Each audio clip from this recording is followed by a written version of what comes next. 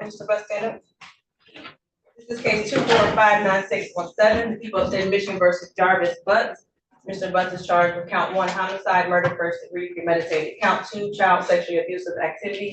Count 3, criminal sexual conduct, second degree, person under 13, defendant 17 years of age or older. With an habitual offender fourth offense notice with a mandatory 25-year sentence set for a continuation of a preliminary examination. Appearances. Good morning, Your Honor. Tina Ripley on behalf of the people, P83688. And good morning, Your Honor. Matthew Makepeace on behalf of the people, P82796. Good morning, Your Honor. Good morning to your staff, to Defender Services back in P82155 on behalf of Mr. Jarvis Butts. Good morning, Your Honor. Neighborhood Defender Service by Cheryl Quick, P83973, also on behalf of Mr. Butts, who is present in the courtroom.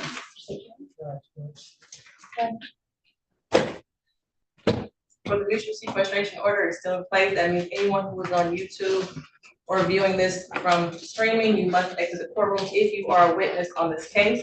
And that goes for everyone in the courtroom as well. If you plan or you are told that you may testify, you are to exit the courtroom now. And that's, of course, with the exception of the officer in charge. Thank you, Judge. And just on that point as well, I did notice when I came into the courtroom this morning that former DPS officer Derek Wolf, who's now working at 36, was in the courtroom. He stated he would not be in the courtroom, but just because we'll be facing this way, you can keep your staff keep an eye on it. I don't think it's going to be an issue. I think it's fully aware, just so that the court is aware. Okay, I did see him, and he's no longer in here. He's not in. I can see the door, so I will make sure that he's not. Thank you, Judge. And then the second preliminary matter is that the people would move to admit people's proposed exhibit 61, which is the subscriber information for the phone number ending in 8719 that subject of work testified to, as well as the underlying raw data that she testified to as well. And it is certified under 8036 and 907. Any objection? No objection. Okay. That's exhibit 61, correct? That's correct. Judge. Okay, it will be admitted. Thank you. With that, people are ready to call their witnesses. Okay, go right ahead. Thank you, Judge. At this time, we will call Detective Lisa Johnson.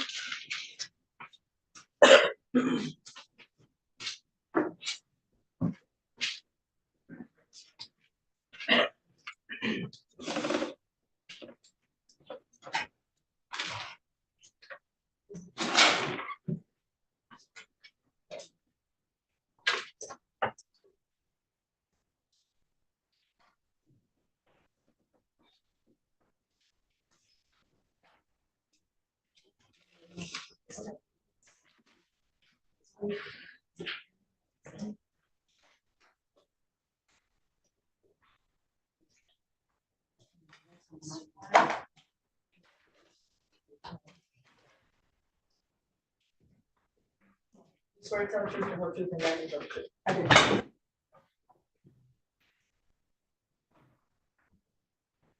Strictly. Thank you, Judge. Could you please state your name for the record? Good morning, Detective Lisa Johnson. How are you employed? Detroit Police Department, And how long have you been employed by Detroit Police Department? 26 years. And are you assigned to a specific unit or division? Right now, homicide call case. Detective Johnson, can you pull that microphone down so that everyone can hear?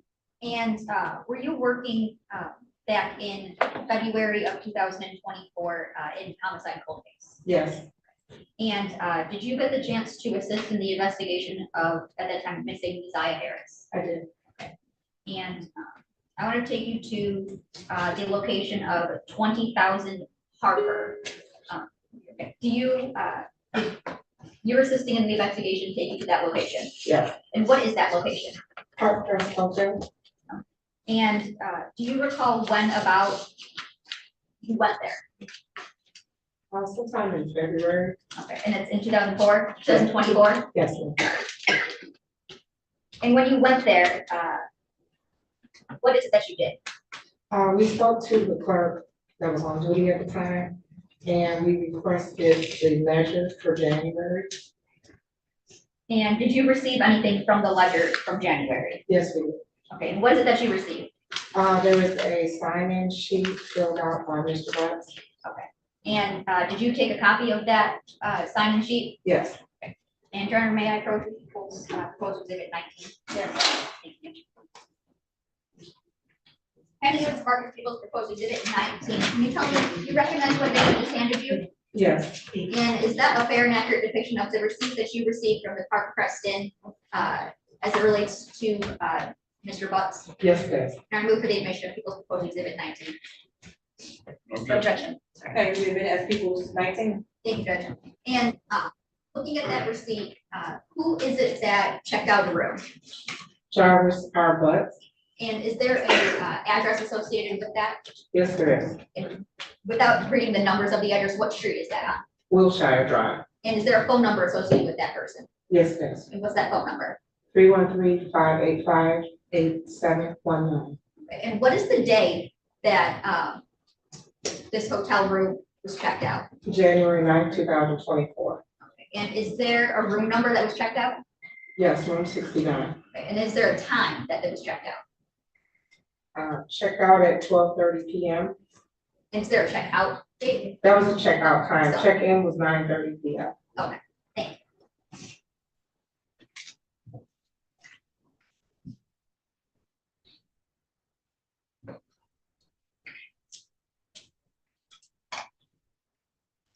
Did you do anything with this receipt once you received it? Yes, we got the receipt and we forwarded it to Sergeant Jones.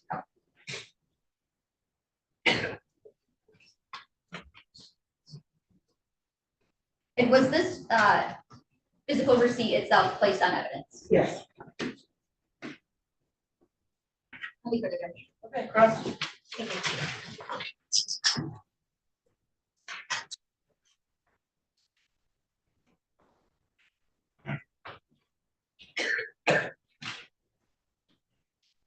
Johnson, you said that when you went to the Park Crest Motel, you spoke with the clerk.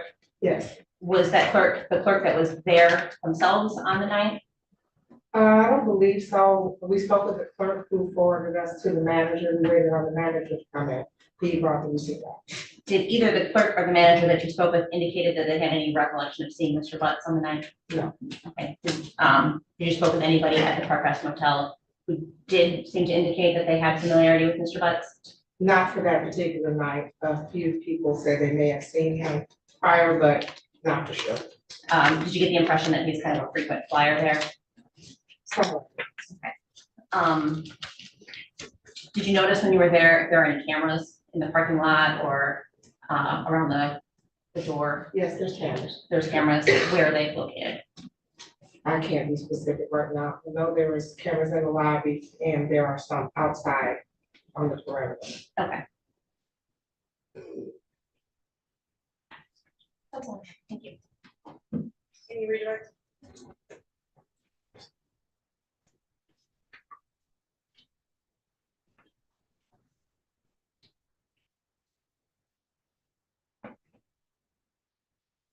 Nothing further, Judge. Thank you.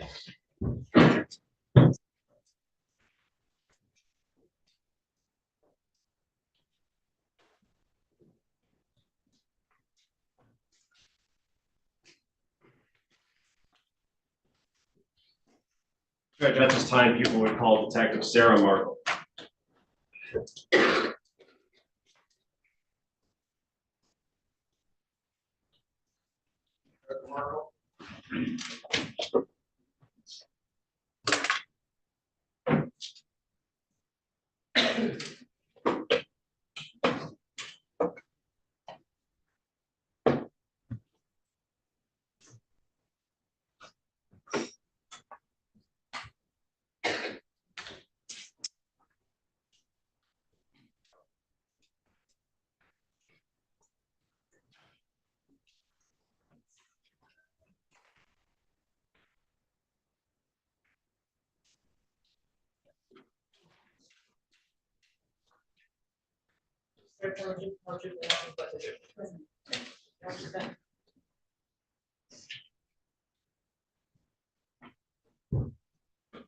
Can you state your name for the record? Yes, Sarah Markle. And how are you employed today? I am a paid detective with the Detroit Police Department. And I want to take your attention back to January of 2024. At that time, were you assigned to a specific division within the Detroit Police Department?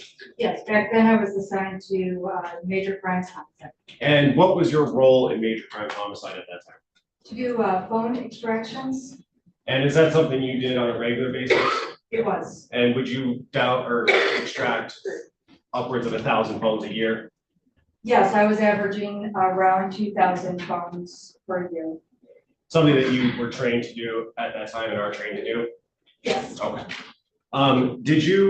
Were you provided with multiple devices in this case relating to the investigation into the death of Isaiah Harris? I was. And who provided you those devices, or which unit provided you those devices primarily? Homicide. Specifically, cold case or missing persons? The missing persons squad within homicide. And just very briefly, can you talk about what a phone extraction or forensic extraction is from the cell? Yeah, so to put it in just very simple terms, it is making a copy of everything that's within a device. It's using special software in order to do that, to make sure that the information or that copy is done in a secure manner. But it is just making a copy, connecting the phone to the software program on a computer and making a copy of anything that is inside the phone. And does that include things like messages, user accounts, photos, videos, things like that? Correct. And contacts that the Yes. person has? Okay. And is there a way that you go about that process that allows yourself or the OIC or a prosecutor or defense attorney to be able to view and understand what the data that is on the phone?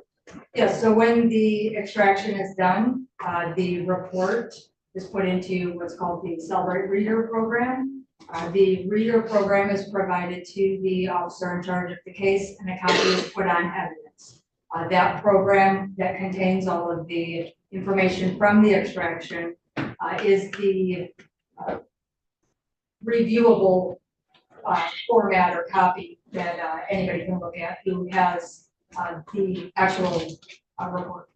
And so after it's put into that readable format, anyone would be able to go in and click around and see different dates and times and things like that of when things were sent or received. Yes. Okay. And does that also include something called a preliminary device report? Yes. And what is that? It's just the basic information about the device that was extracted. So you'll get the identifying information on that device, the phone number, the IMEI, those types of basic identifying information. And in this case, you did multiple phones, but in particular, did you do a phone with the last four digits for the phone number 2510, if you remember? It sounds familiar. I could verify the actual exact number if I could see myself. May I approach that? Yes.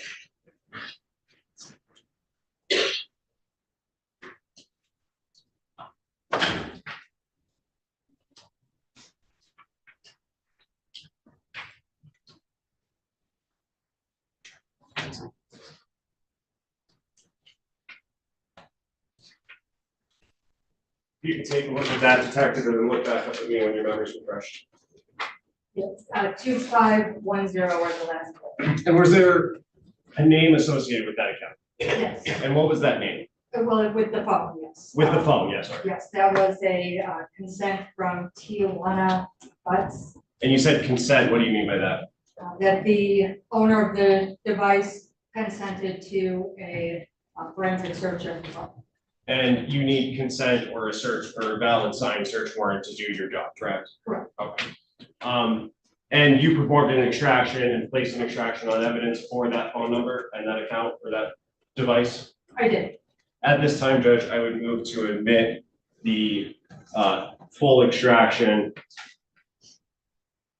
as exhibit 57, People's Proposal 57. I didn't hear you. No objection. It would be amended as People's Exhibit 57? And may I approach him, Judge? Yes. I'm handing you what's been marked as People's Proposed 58. Just for identification purposes, Detective, is that the preliminary device report associated with the device for Tijuana Butts? Yes, the First two pages of that. first two pages are. And that includes the number on there ending in 2510, It does, and that includes your name on there as well. correct. May I proceed? Yes.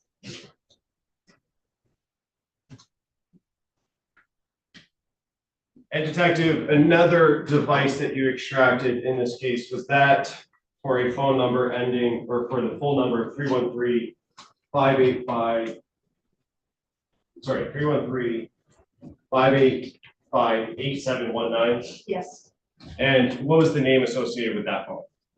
that was done through a search warrant. And was there a person, a name associated with that phone, if you remember? No, so if it's a search warrant phone, there isn't a name that I would attach to it.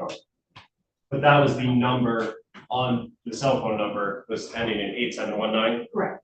And did you do that same process and perform and place an extraction on evidence for that phone as well? Yes, At this time, Judge, I would move to admit proposed exhibit 43, which would be the extraction for the phone number ending in 871. Objection, Your Honor. Will be admitted as Peoples 43. And may I approach one more time? Yes. Approaching with what's been marked as People's proposed 45. Do you recognize what I just handed you, Detective?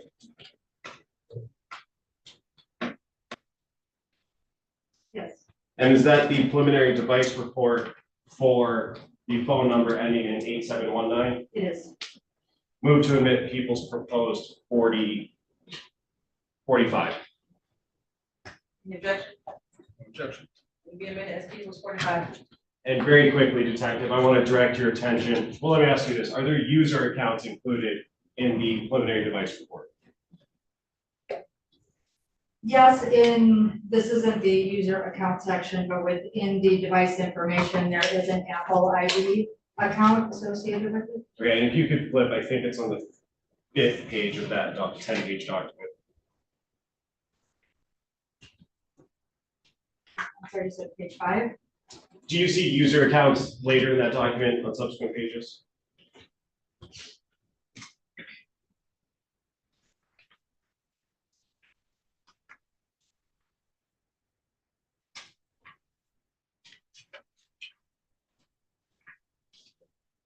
Yes, on page 7. 7, sorry, thank you. And I want to direct your attention to the user account section. We'll go to line 20.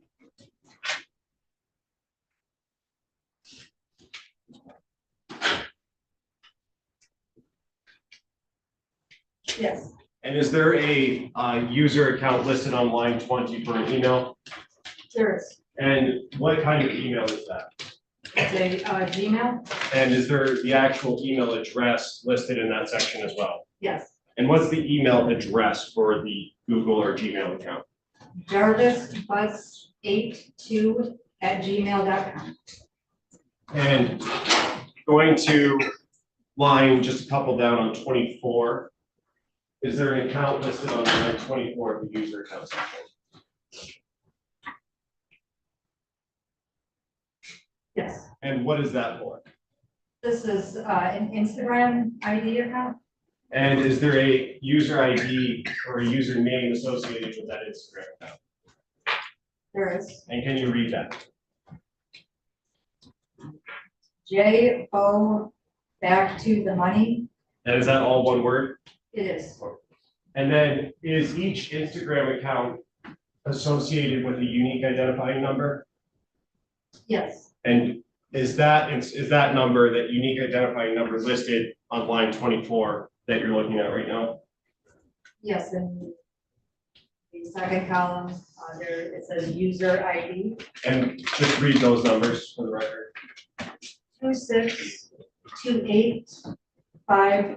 2628544051. And just in general, the preliminary device reports are some contacts that was in the phone listed as well, maybe not in all of them, but just that happened in some preliminary device reports. Not in the preliminary device report is just specific to the device information. So in other sections Of the phone extraction, there would be other information. Contacts that the person entered into the phone or communicated Yes, with. yes, that would just be in different areas, not in the preliminary device information. May I have one more? Yes.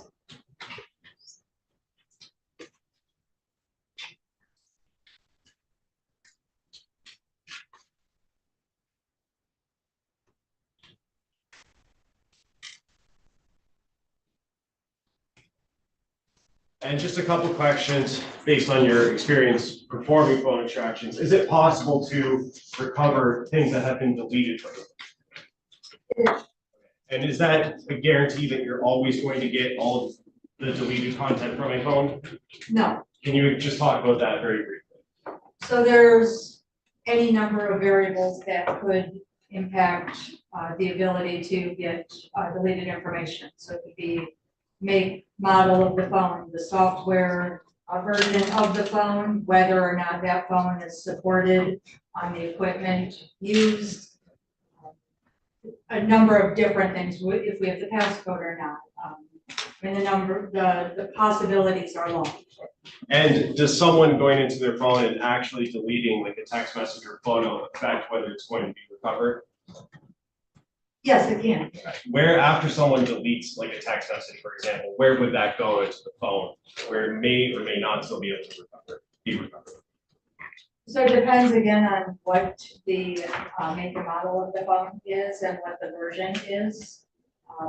Because the phones change all the time with different updates, it could be in different places. Usually would go into like an unallocated space or into the trash can where the user can't see it, but it could still be in that trash can or in the deleted files on the phone that the user doesn't necessarily see, but would still be available possibly through extraction. And that's not, is that a guarantee that if they're there, they'll be recovered, or is that trash can or unallocated space overwritten as time goes on? It can't, well, so there are no guarantees. It can be overwritten. It may not be an area that, it may not be a device that's supported to attempt to recover deleted. So it could be any, there are never any guarantees with it. There's a lot of variables that would play into the abilities. Thank you. I have nothing further to say. Thank you. Thanks, Ross. Good morning, Detective Markle. Now, you say that at the time you were assigned to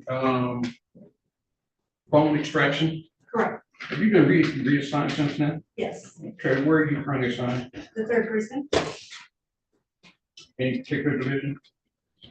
the investigative, the precinct detective. Okay. So on this particular case, your job was strictly phone extraction. Correct. You did no investigation on this case, correct? Correct. I think you testified on direct that you received several phones. Do you know how many phones you received in this case?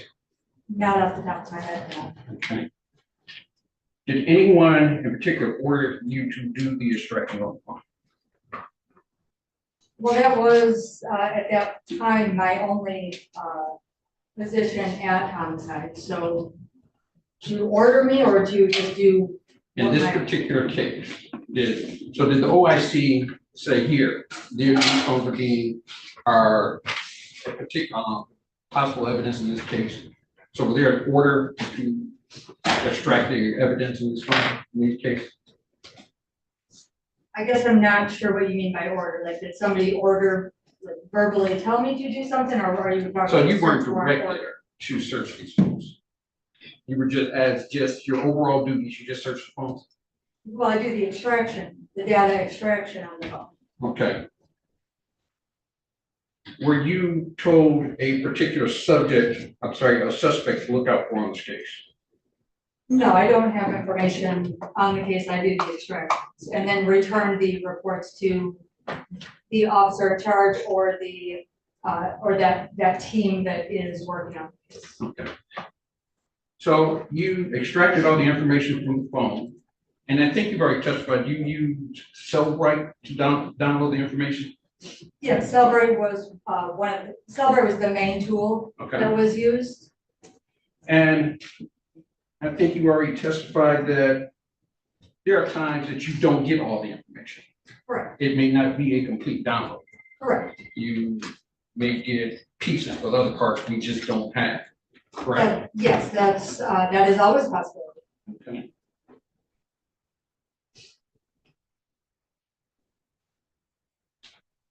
You turned over all the reports, correct? And I think you testified that for the phone number ending 8719, Yes, you downloaded the information from that? Did you get a passcode for that? if I could see the supplement that I did for that, I think that would be nice.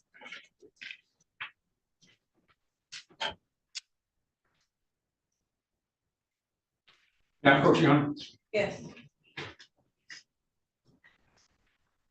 On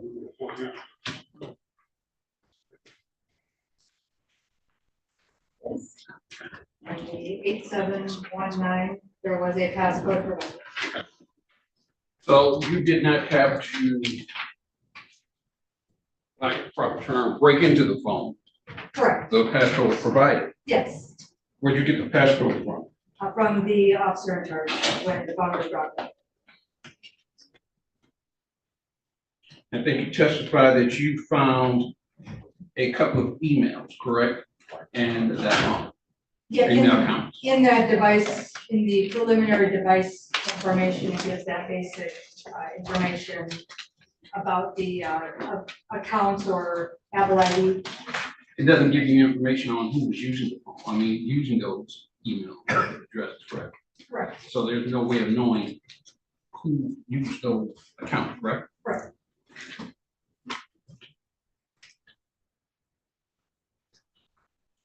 And of course, there's no way to know who was using the phone when the data was created in the phone, correct? Correct.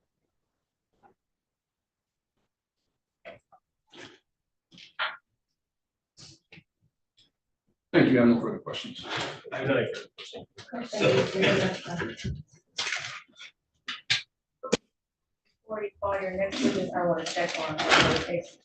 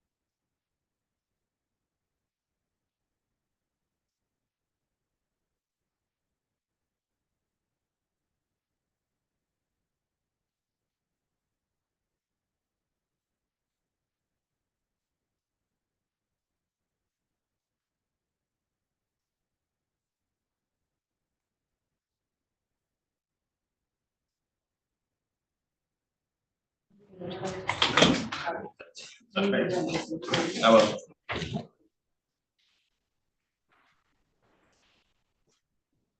Ms. Frederick? I'm sorry, good morning, Judge. How are you? I'm okay, how are you? Who you have today? I'm just doing time between exams. Okay. Thank you.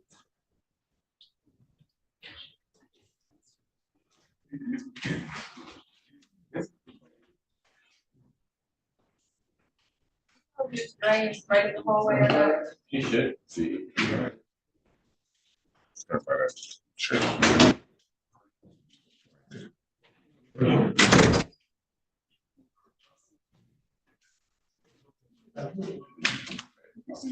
Ms. Ray, do you have any information on Canon yet? Dismissal. Okay. All right, we go to those. Even, I'll talk to Mr. Well, it's Ms. Cameron. Her attorney is out first. We'll go to that.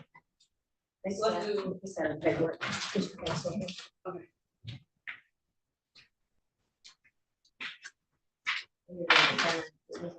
Yes, all right. And Cameron is not in custody, right? No. She in hallway, right? Yeah, she should be. Yeah, I think she in hallway. Can you have Ms. Cameron come in so we can do them right after this waiver? Kaylin Cameron. Caitlin Cameron.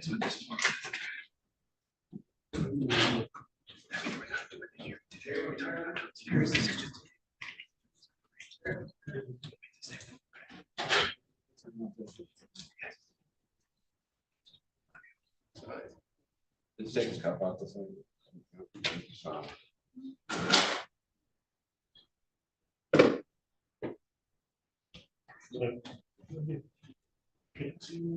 No, you can't see her. Yes, she's. Are you Ms. Cameron? Have a seat, we're gonna call your case next.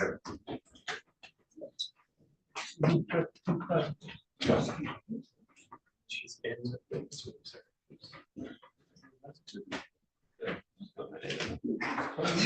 She's in the place with her.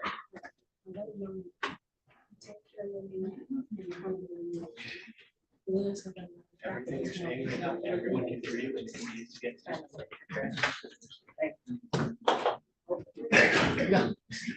Ready on the record on Yes, Your Honor. Ms. Swain? Okay. This is case 2461182, the people of State of Michigan versus Anthony Renee McSwain. Charged with count 1 weapons, firearms, possession by a prohibited person, count 2 weapons, felony firearm, count 3 assault with dangerous weapons, felonious assault, count 4 weapons, felony firearm, count 5 domestic violence, with an habitual offender second offense notice set today for preliminary examination appearances. Good morning, Your Honor. Shelley Green for the people, P number 60249. Morning, Your Honor. Jack Duhan for Mr. McSwain, Neighborhood Defender Service, P number 84871.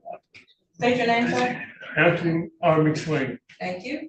I have an executed waiver form. Is it correct, Mr. McSwain is waiving his exam today? Yes, Your Honor. Any objection from the people? No objection, Your Honor. I would want to put on the record, though, that the complaining witness is present in the court. She is right outside of this court building in the first witness room. She checked in with the court and the court let me know and I let defense counsel know. Okay. Mr. McSwain, I am going to ask you some questions. If you can't hear me or if you don't understand my question, stop me and let me know, okay? Is it correct you are waiving your preliminary examination today? Yes, that'd be my, yes, I didn't do anything to this one, ma'am, Your Honor. Yes, I'm, yes, She's I'm asking waiting. if you want to hold the hearing or not. I don't want to hold the hearing. Okay. Do you understand that you have the statutory right to a preliminary examination? Meaning by state law, you understand if you wanted to have your exam today, you could. You understand that? Yes, but I didn't do that.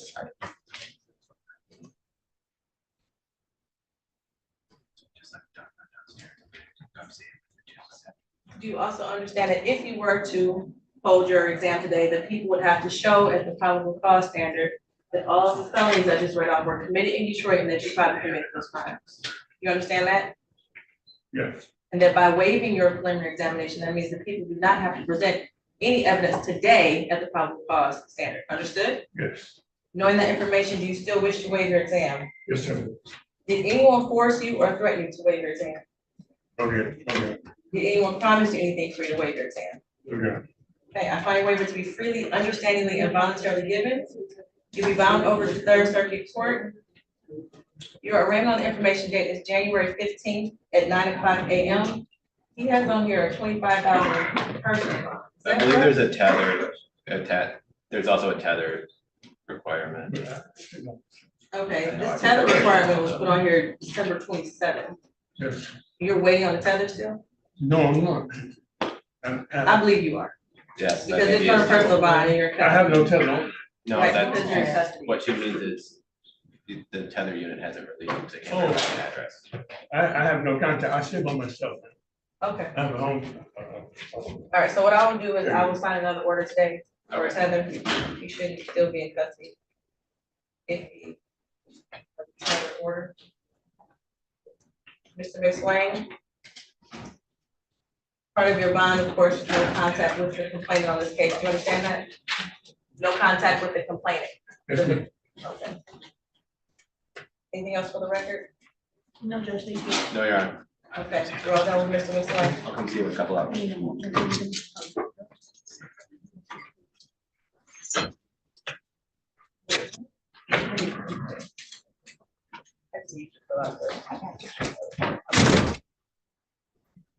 Okay, and Ms. Cameron?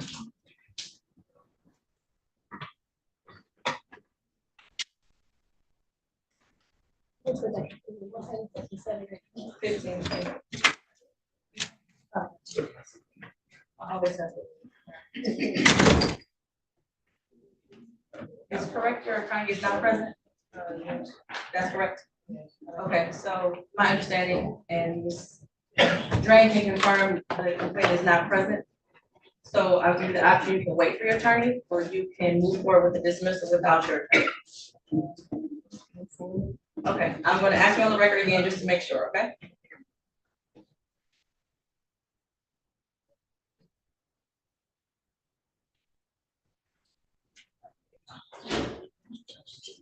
This is case 2461065, the people of state of Michigan versus Galen, Shania, and Cameron, charged with count 1, home invasion, first degree, count 2, weapons, firearms, reckless use, count 3, domestic violence, set for a preliminary examination today. Appearances. Good morning, Your Honor. Shelley Drain for the people, P number 60249. State your name, Ms. Cameron. And Ms. Cameron, I did ask you off the record, I will ask you again. Are you okay with moving forward without your attorney present for the sole purpose of the dismissal today? Yes. You understand you have a right to an attorney if you want to have one today, correct? You gotta speak up. Yes. Ms. Drain, are the people ready to proceed?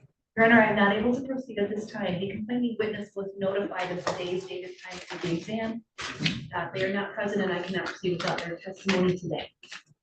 Because the people are not ready to move forward and cannot move forward today, I will dismiss without prejudice. Ms. Cameron, you have a tether on? Yes. I will put on your dismissal paperwork to remove your tether. And make sure you wait in the hallway for a copy of this, once you get your tether removed, okay? Thank you. You're welcome. Thank you, Judge. We're off the record.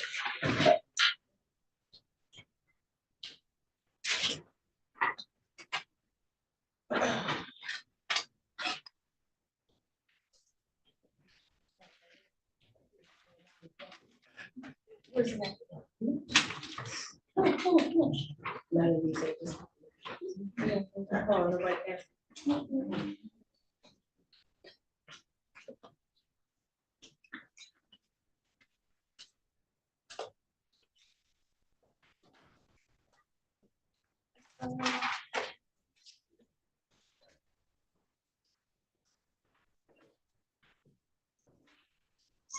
Thomas Clifford and Company or Out.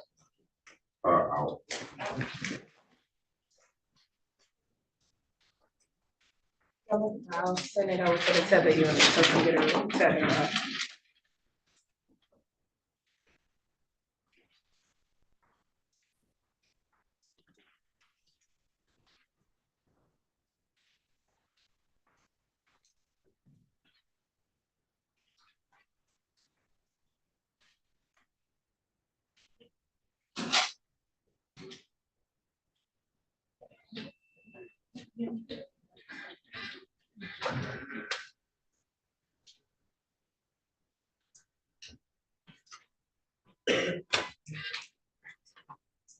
Level, probably wait on a plane. With the plane. Oh, yeah. Oh, no, that's.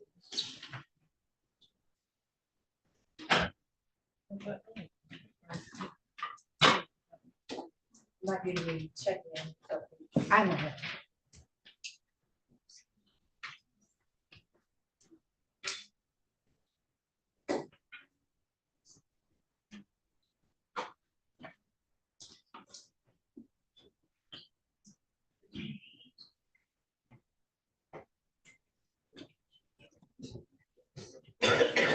She's checking in on 11.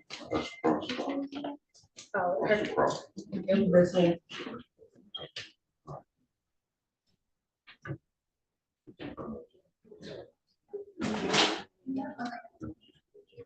You got a copy. Anyway.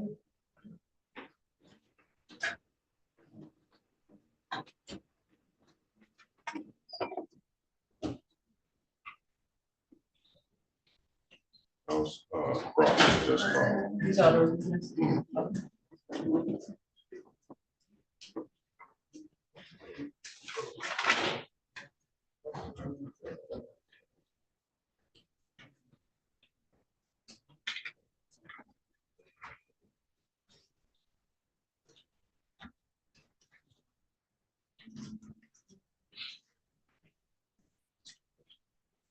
11 o'clock this year. Just waiting on the definitive. Attorney Pearl. Yeah. Okay, that's gonna be one for.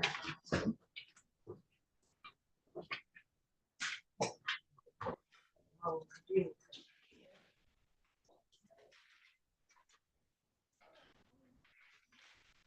So Johnny,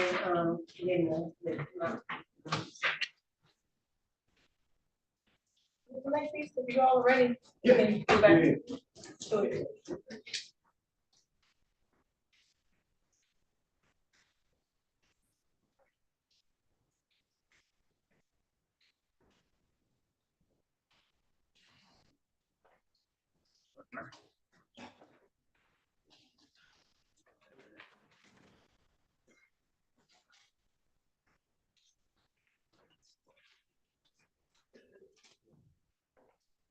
We are back on the record, case 2459617, the people of the state of Michigan versus Jarvis Butts. No need for appearances. Are the people ready to call their next witness? Yes, Judge, we are. Go right ahead. At this time, we will call Dr. Omar Reyes.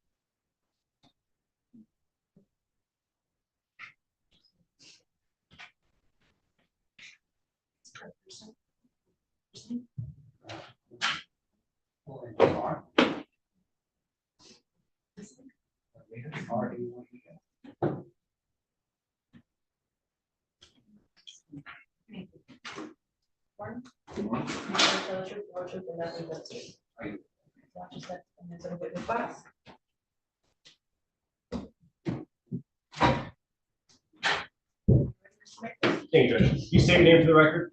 My name is Omar Reyes. And what do you do for a living, sir? I am currently the interim deputy chief medical examiner for Wayne County Medical Examiner's Office. And how long have you worked at the Wayne County Medical Examiner's Office? About 6 years. And what is your role at that office? I perform autopsies to determine the cause and manner of death. And do you have certain education that allows you to do that job? Yes. And can you tell us about that education? I'm a physician by occupation and forensic pathology by specialty.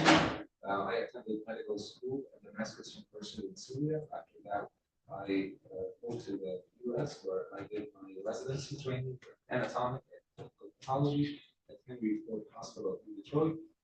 Following that, I did a fellowship in forensic pathology at the Medical College of Wisconsin and passed the board examination in anatomic, clinical, and forensic pathology. And is that two separate board certifications? Yes. And can you just separate those out? Yes. So I passed the board examination for anatomic and clinical pathology and the board examination for forensic pathology. So I'm certified. And then is that while you were working at the Wayne County Medical Examiner's Office? No, before. Okay, and then you started working there? Yes. And for the last 6 years, has it been your primary role or one of your main roles is to perform autopsies? Yes. And are you currently practiced or licensed to practice medicine in the state of Michigan? Yes. And have you testified as an expert in this field before? Yes. Judge, at this time, I would move to qualify Dr. Reyes as an expert in forensic, anatomical, and clinical pathology. Your Honor, I'm actually going to object. I don't see the relevance of Dr. Ray's testimony in this matter. We haven't heard anything that he's performed an autopsy. That would be the matter of his expertise. Judge, I believe that as an officer, Dr. Reyes is going to testify to a review of his medical records that he was provided and his opinion as to those records. I can ask him if record review is something that he does as part of his job on a regular basis. If you could. Doctor, in terms of performing autopsies and coming to your conclusions as to cause and manner, do you regularly review medical records associated with the decedent? Yes, I do. And is that something that can inform your opinion as to a cause and manner of death? Yes. And do you rely on those records in various cases? Yes. And were you asked to review medical records in this case? Yes. You did not perform an autopsy in this case. No. I would renew my qualification for Dr. I would be curious to know what was the date on the medical records that he reviewed for any relevance of the medical records to this matter. Well, I think it is relevant because we provide proof as to why the witness is on the stand regarding medical records. I guess I can object when we get to that. Right, we object or on cross. So, yes. Thank you, Judge. And Judge, at this time, too, I should have done this before I called him, I would move to admit people's proposed 18, which are the medical records from July 2014 to October 2023 for Ms. Harris. And at this time, I'm going to object to the admission of these records as irrelevant. They're through October 2023. The date of disappearance of Ms. Harris was January 2024. That's a 4-month period. I don't see how these are relevant to what might have happened in those 4 months. It's certainly not relevant to what happened may have happened on January the 9th. And Judge, I think the defense's objection as relevancy goes to the weight that this court can give those or not give those records, not the admissibility of those records, because while it doesn't encompass straight up to the January 9th, it does encompass a several year period for her where, as again, an offer of proof, the doctor is going to say there was nothing life threatening that he saw in these records. I would agree, overruled. So I would admit that people's exhibit 18. 18. May I approach that? Yes. Approaching is what's now been admitted equals 18. Doctor, do you recognize that document?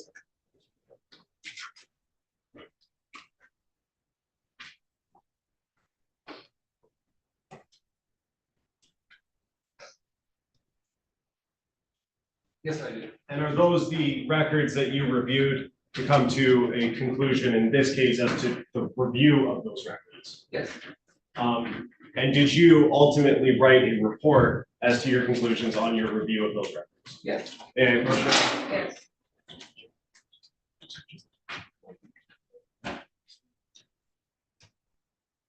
I'm approaching with what's been marked as people's proposed 42. Do you recognize that document that I handed you, a proposed 42, Doctor? Yes. And is that your report that you wrote after you reviewed the records in Exhibit 18? Yes. What's the exhibit number on that document? Exhibit 42.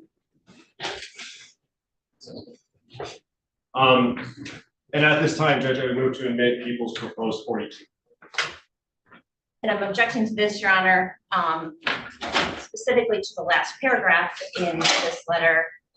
It assumes facts, not in evidence, where it says the cause of death remains unknown. There's not evidence of a death at this point.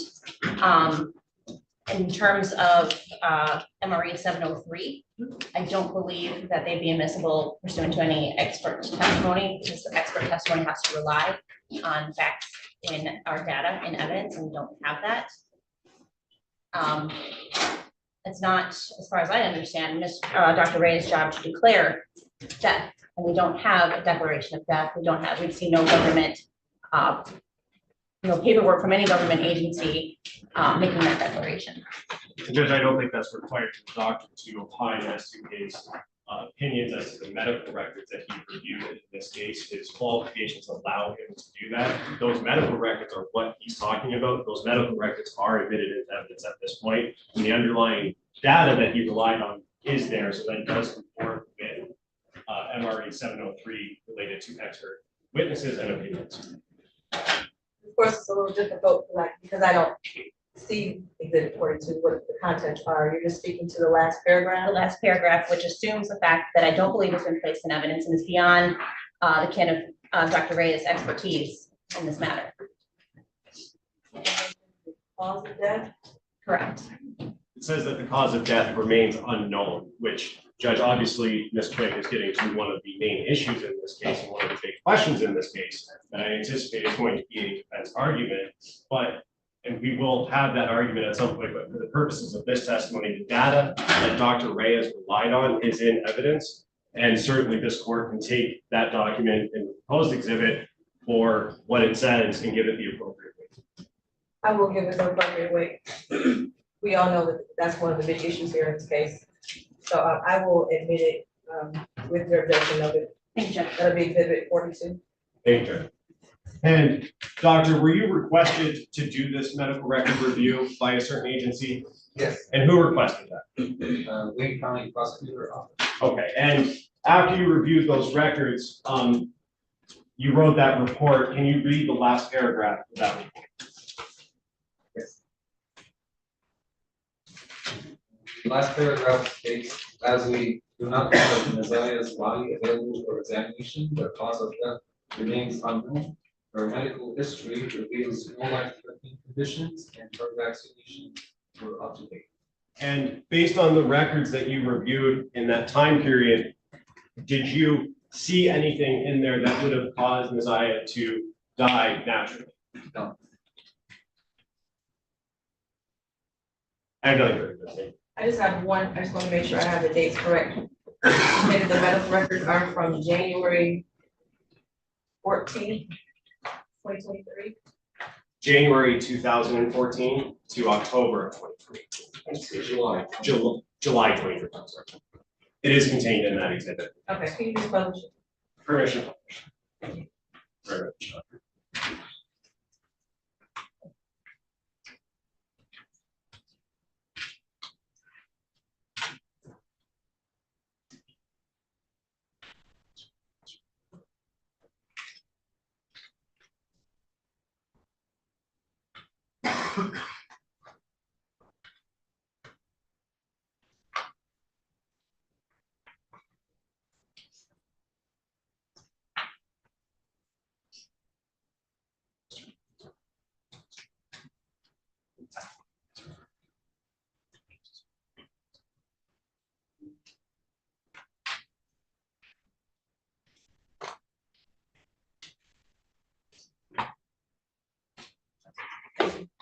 Thank you.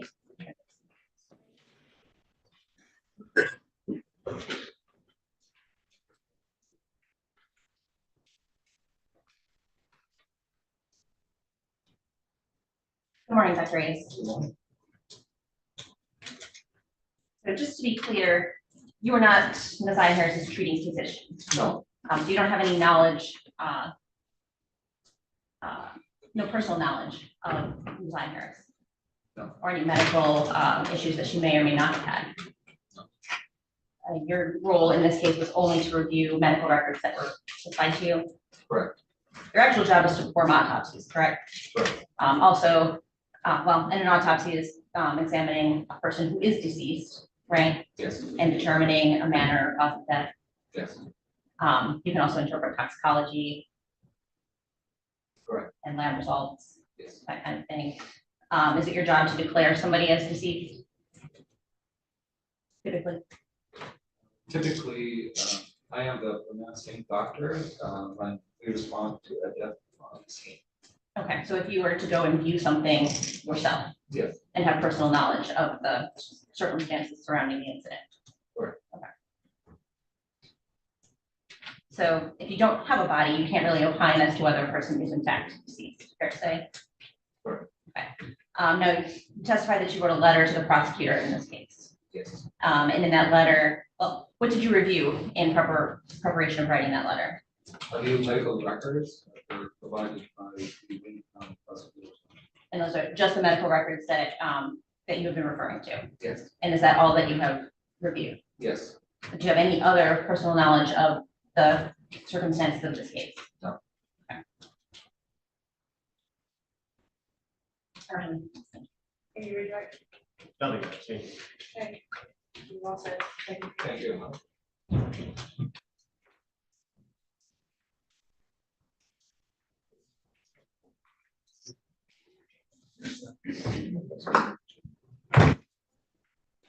At this time, people will call Rion Green.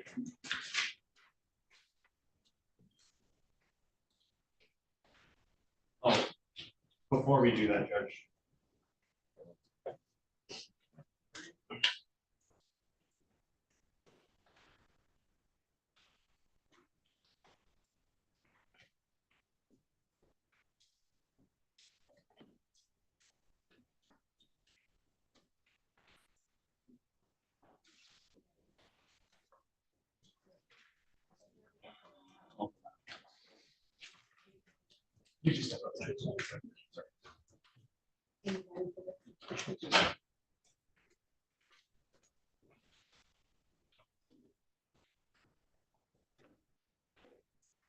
Judge, if I may just very briefly move for the admission of people's proposed exhibits 41, 52, 53, 54, 55, and 56, which are MSP records 1, 2, 3, 7, 9, and 10 under MCL 76611B.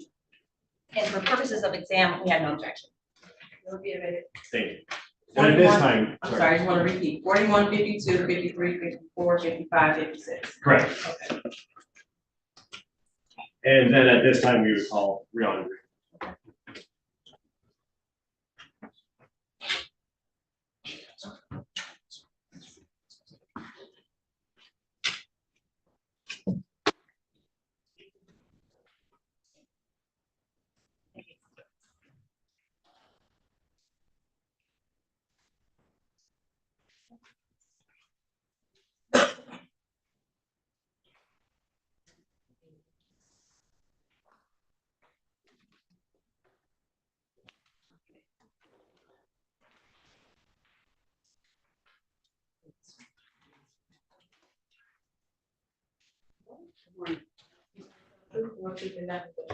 Yes. Watch your step. Also, you can pull that whole microphone off the ledge. You testify so you can hear you better.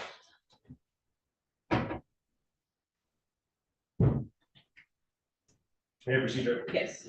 Could you state your name for the record?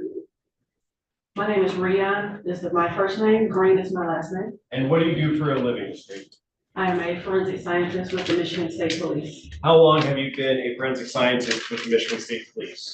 I've been a forensic scientist for almost 4 years now. 4 years? Yes. Okay. And do you have any, first, what is your primary role and what division do you work in within the Michigan State Police Lab? I'm in the forensic laboratory and I am in the biology unit, also known as BFI, which is body fluid identification. And is that what you've done for the 4 years that you've been at MSP?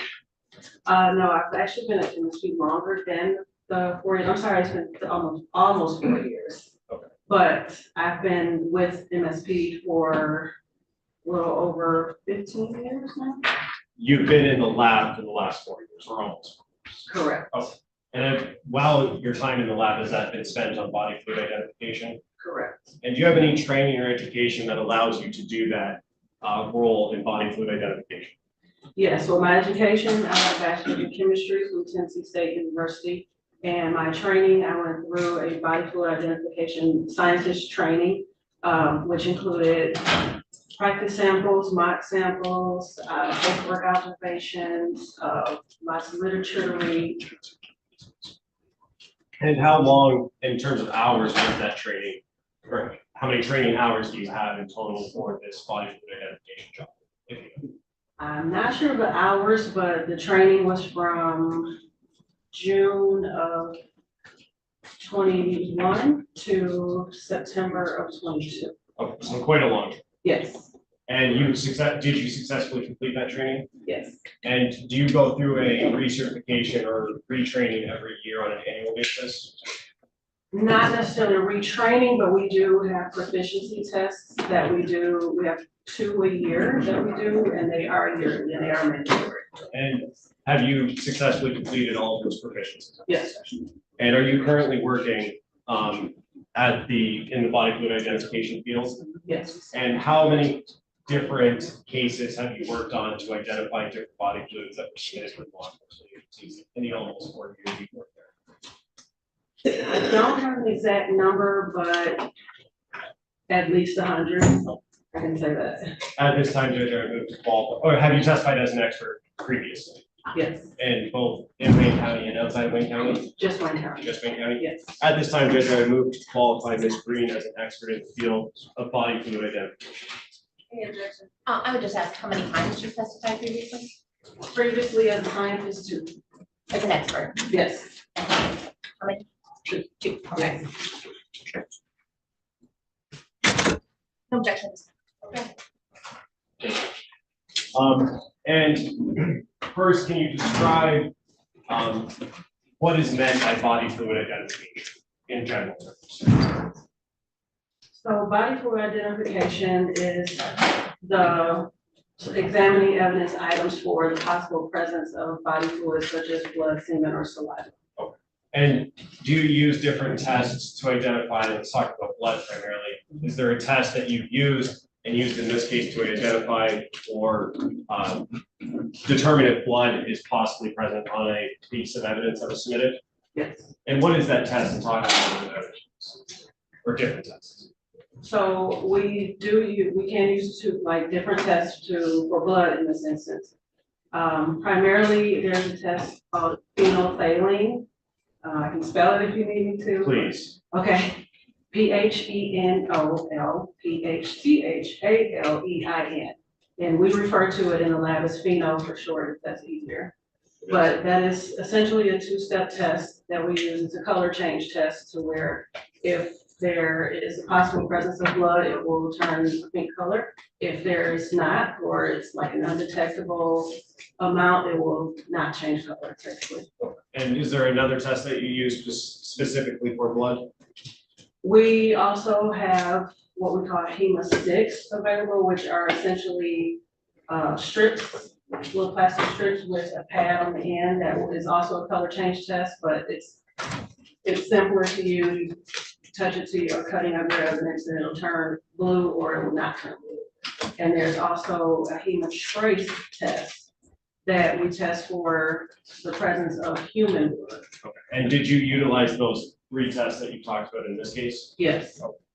And in terms of the pheno test, can you just describe how that process works, what you actually have to do to utilize that test?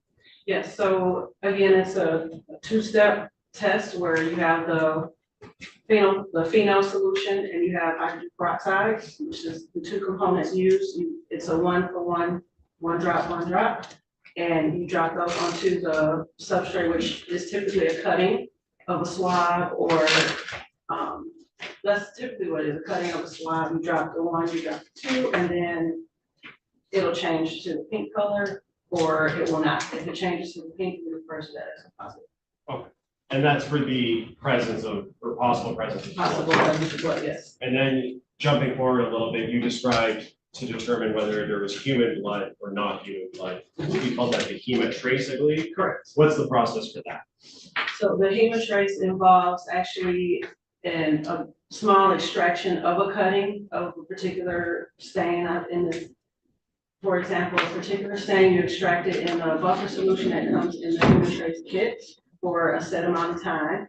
And once that is extracted, you spin it down, you take the liquid, you draw the liquid off with a pipette. And there's a cartridge test, and it's similar, we read it similar to like a COVID test, where a set number of lines, like if the test line appears, then it's positive, if not, then it's negative. May I approach Judge? Yes.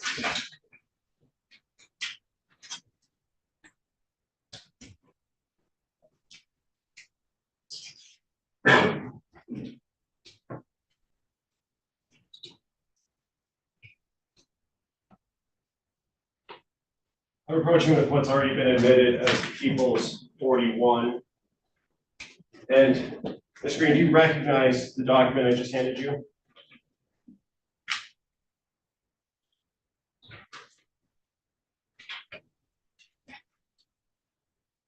Yes.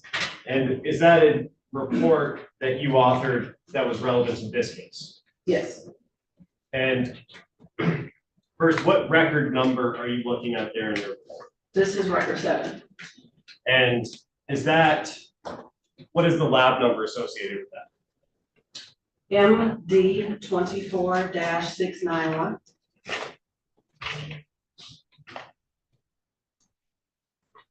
And permission to publish exhibit 4. Yes.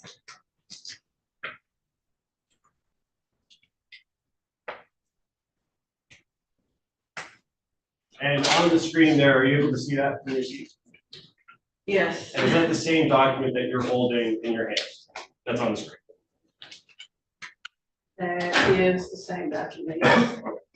And just talking about the information on the top of that document right now, what goes in where under laboratory report? What is entered into that portion of the document? So under the laboratory report section, we have the number, the investigating officer for the case and their agency number, the record number, date received, time received, and the date completed. And moving down to evidence reviewed, can you talk about what is listed in that section of these reports? The evidence received section? Yeah. Yes. So these are the containers that I received under this record number for this submission. And when you say container, what do you mean by that? The container numbers on the left side there, can you hear me okay when I turn this way? Okay. Yeah. The container numbers on the left are the container numbers that are given to the item when it's submitted into our laboratory. And are those numbers, the container numbers, assigned by the law enforcement agency that submitted it or by the MSP lab yourself? The container numbers are assigned by us, and when it's entered in our system, it gives it a sequential number. And in terms of the agency number though, is that also included in the evidence review? The agency number is what the item numbers that the agency gives in their internal system, but we include it in our description. And for container number 5, first, what was in container number 5? Container number 5 is the black hoodie. And what agency number was included for that submission? Number 85. And then in container number 6, what was in container number 6, the physical piece of evidence? Was a pink bodysuit. And what agency number was that associated with from Detroit Police Department? Number 86. Okay. And we're going to talk mainly about those two, but I do want to go through your interpretations. First, can we talk about what goes into the interpretations section of your report? So in the interpretation section, this is where we report out our results for our body fluid testing. Okay, and you talked about blood. Did you do a blood test on the first item that we're looking at here, the black hoodie? Yes. And did you also test for semen as well? Yes. And starting with the test for semen, what was your, first, what is that test called? This, the test that I did was the acid phosphatase test. And was there any, what was the result of that test? It was negative. Did not indicate the presence of semen on that black hoodie. And then moving down now to your next test here, what was the result? First, what was the next test that you did for? The next test after this one that I did would be the phenol test. The way that it's listed here is not necessarily the order of the testing that I did. Is how, for some reason, that's how our system, our reports generate the report. So, but the next test I would have done on this would have been the phenol or phenolphthalein test. And is that a blood, you described that as a blood test, correct? Yes, presumptive blood test. And for the pheno test, what was your result of that test? So there were areas that were not phenopositive and there were areas that were phenopositive. Okay. And can you talk about that a little bit more when you say areas that were positive and not positive? Sure. So I selected several areas on the entire surface of the hoodie, from the hood all the way to the sleeves, front and back, to test for the possible presence of blood, and I tested numerous stains. Not all of those stains were positive, meaning they didn't all exhibit a color change. But some of them did? Some of them did. If you know how many did and how many didn't? I wouldn't know. With looking at photos of that, be able to help you answer that question. Looking at photos, yes, it was. Okay, we will come back to that. Okay. Going down to after the pheno test, what was the next test that you did? On the hoodie, it would actually be, yes. Let's just go down the list of the tests, if that's okay, as they're listed up here. So after the acid phosphate test, what's the next one there? The next one will be the hemotrace test. which I did on the stains that were pheno positive. I decided to follow those up with hemotrace to test for the possible the presence of human blood. Okay, and pheno test doesn't differentiate between human and animal blood, correct? No, That's what the hemotrace is for. the hemotrace will tell us, yes. And what was the result of the hemotrace test on the areas that were positive on the pheno test? So I tested 5 areas with hemotrace, 5 of the pheno positive stains. And 3 of the stains on this hoodie were hemotrace positive. Now, the next listed one is the hemosticks test, correct? Mhm. And what was that test for? What was the reason you administered that test? I did that one on the stains that were not as obvious. Sometimes you might get a weak phenophos, which is basically a very faint pink. And to kind of supplement the positive result to make sure I was seeing what I was seeing, I followed up with the hemosticks, because sometimes it's easier to see. The hemosticks has a yellow pad and it changes to like a deep blue when you apply the sample to it, so. And that's so, what I followed up. as it's listed here, the hemosticks test was positive, correct? For the ones that I tested, yes. So the ones that you tested, which, to be clear for the record, was not all of them. Correct, And you said that you tested the weak positives from the pheno, yes, and did you only test weak positives from the pheno test? yes, if I'm not mistaken, yes. Now, going down to the next page on record number 7 here. There's a line there at the top of the page. Can you read that line and tell us what it means? Or the paragraph at the top there. Where it starts indicated? Yeah. Okay. So indicated the presence of human blood. Additional areas on this item were tested that did not indicate the presence of blood and or human blood. Additional areas on this item were tested that indicated the possible presence of blood. And what does that mean, and why did you include that in the report? Why is that? That sums up the results from page 1 for the hemotrace, hemosticks, and pheno. The first sentence indicated the presence of human blood applies to the hemotrace positive. Additional areas on this item were tested that did not indicate the presence of blood and or human blood. That was for the hemotrace, the ones that were not positive with hemotrace. Additional areas on this item were tested that indicated the possible presence of blood or for the pheno tested stains. And in terms of after you conducted your test on the black hoodie, or your tests on the black hoodie, did you do anything to preserve more swabs for further testing by a DNA analysis?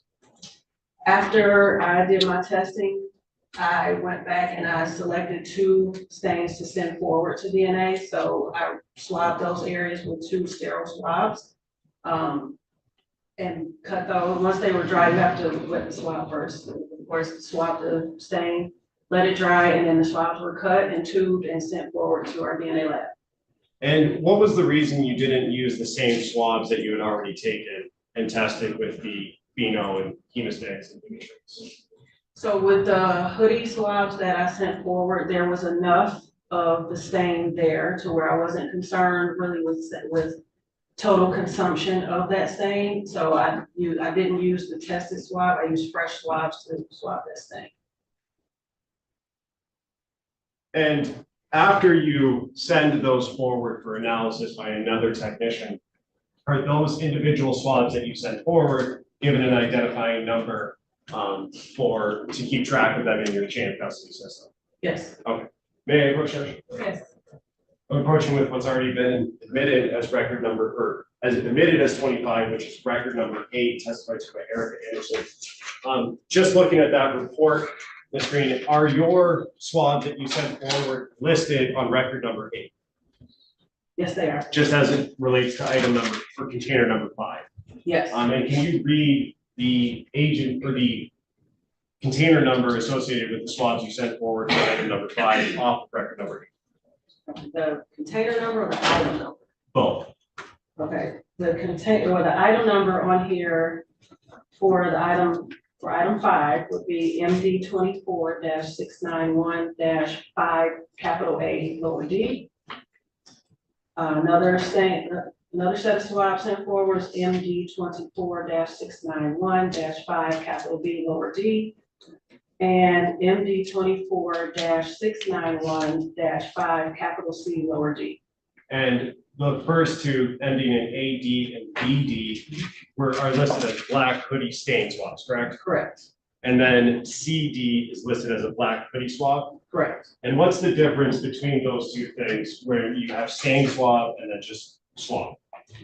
The AD and BD that are referred to as black hoodie stain swabs were swabs of the actual staining that I tested. And that test, the phenol test and trace.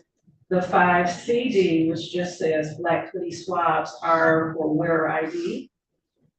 That would be swabbing with 2 sterile wet swabs, the neck area, anywhere that would contact where the wearer of the potential wearer of the garment may have contacted, like the neck or sleeve, cuffs.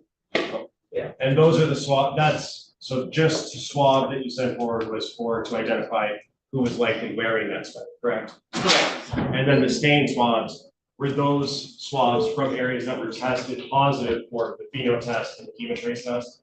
Correct. Oh. Now, going back to the exhibit that's on the screen, you did a test for a pink bodysuit as well, correct? Yes. And can you tell us the first test that's listed in your report and what that means? The first test for the pink bodysuit, item 6, is acid phosphatase again. And that's for semen, correct? Correct. And what was the result of that test? Negative. And then going down to the next test, I believe it's the pheno test.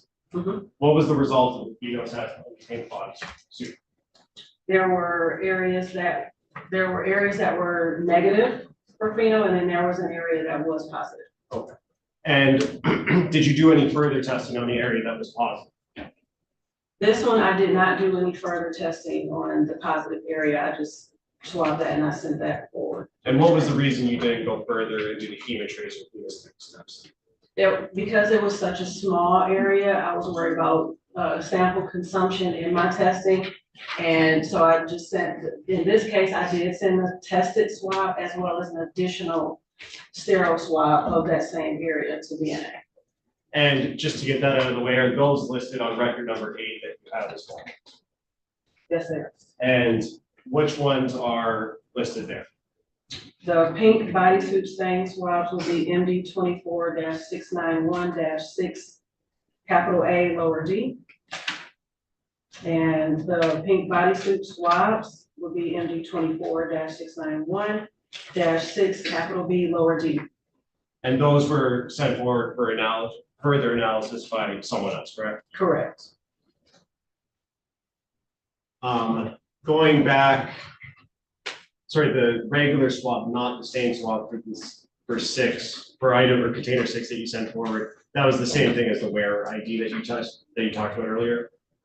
For the wearer ID, it was the same process as the hoodie. I used 2 sterile swabs, swabbed the neck area because it was like a sleeveless item. I swabbed around where the arms would be in constant contact and the ankle cuffs. I think I said all the neck area as well, the collar area. And going down a little bit more quickly to item 7 now. First, what was that item that you processed?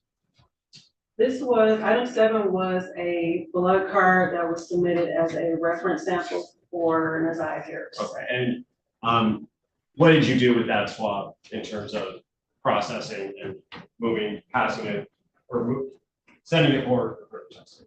So no testing was done on this as it is a known sample. It was a blood card, so I cut a portion of one of the blood circles on there and sent it forward to DNA. Okay, thank you. Mm-hmm.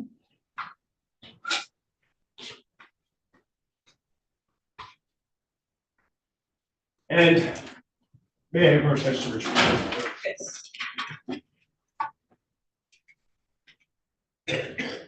And in terms of those 2 items, the pink bodysuit and the black hoodie, did you take photos of your testing as it proceeded? Yes. And did you provide those to the OIC of this case as well as the prosecutor's office? Or were they provided? They were provided, not by me. And referencing the pink bodysuit specifically, the photos you took, do those fairly and accurately depict what you were doing and what you saw as your testing proceeded? Yes, I take pictures as I receive the item fresh out of the package, I lay it out to get a full picture of the item. And I take photos after I mark it up with like my testing results and, you know. at the end. And that's all put into a PowerPoint, correct? Correct. And those, that PowerPoint would fairly and accurately depict your observations as you move forward in testing? Yes. I would, at this time, move to admit people's proposed 64, the PowerPoint for the pink bodysuit, No objection. It'll be a minute, people 64. and permission to publish. Yes.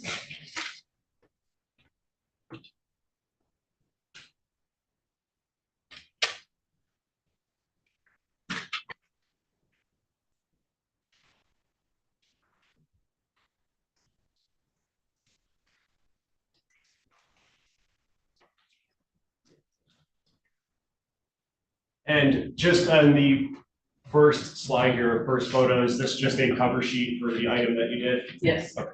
Going to the second slide or second photo, can you just tell us what we're looking at here in this, on this slide? So this slide in particular, I take pictures of the front and back of the exterior, the clothing item, front and back of the exterior. And in this case, front and back of the interior, which is on a further slide. But this here at the top left picture is the front exterior as if it was worn. So that would be, if you were looking at the person wearing it, that would be the front. And the bottom right picture is a close-up of the top half. And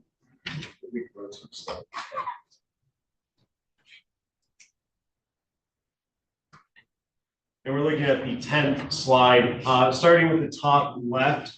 Can you tell us what we're looking at there and what is listed on underneath that top left? The top left is the front exterior again, as if worn, and this was after testing, after the FEMA testing. And the one on the bottom right is a closer look at the top portion, I guess, like shoulder to torso of the garments. And you have some words inputted on the top right, indicating that there was pheno negative testing on this portion of it. Yes, that was the key to some of the viewers, such as yourself, would look at this photo and see the pH-N. That's our way of saying this was a negative stain and keeping track of the stains that I did test. So the pH-N means pheno negative. Okay. And we go to slide 20. Sorry. And I want to focus on the bottom right photo here. What are we looking at in the bottom right of the 19th slide in the PowerPoint? The bottom right photo is where the positive pheno stain was located. This would be the interior back portion of the item. So like inside here, I don't know if you can see, but like it would be interior inside I flipped it inside out to test those things. Okay, so what we're looking at here in the bottom right, that's inside out, so that's why we can see that what would be the tag. The tag, correct, yes. And now it could be real simple. And this says on here pH-POS, does that stand for positive? Positive, yes. And so that area on the inside of the, if it was inside out, that area tested positive for the possible presence of blood. Correct. Okay. And did you do the same sort of PowerPoint for the black hoodie that we tested or that we talked about earlier as well? Yes, I did. And do those pictures that you took, were they put into a PowerPoint similar to this one? Yes. And do those pictures in the PowerPoint fairly and accurately depict your observations as you're testing move forward of the black hoodie? Yes. Move to admit people's proposed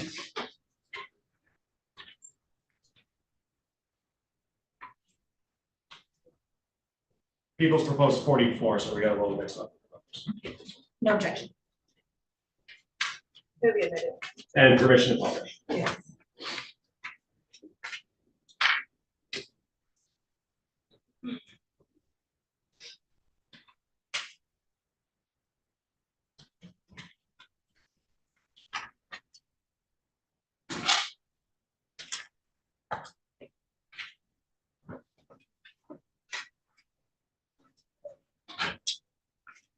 And looking at the first slide of 44 that's on the screen, can you tell us this is just the same cover page? Correct.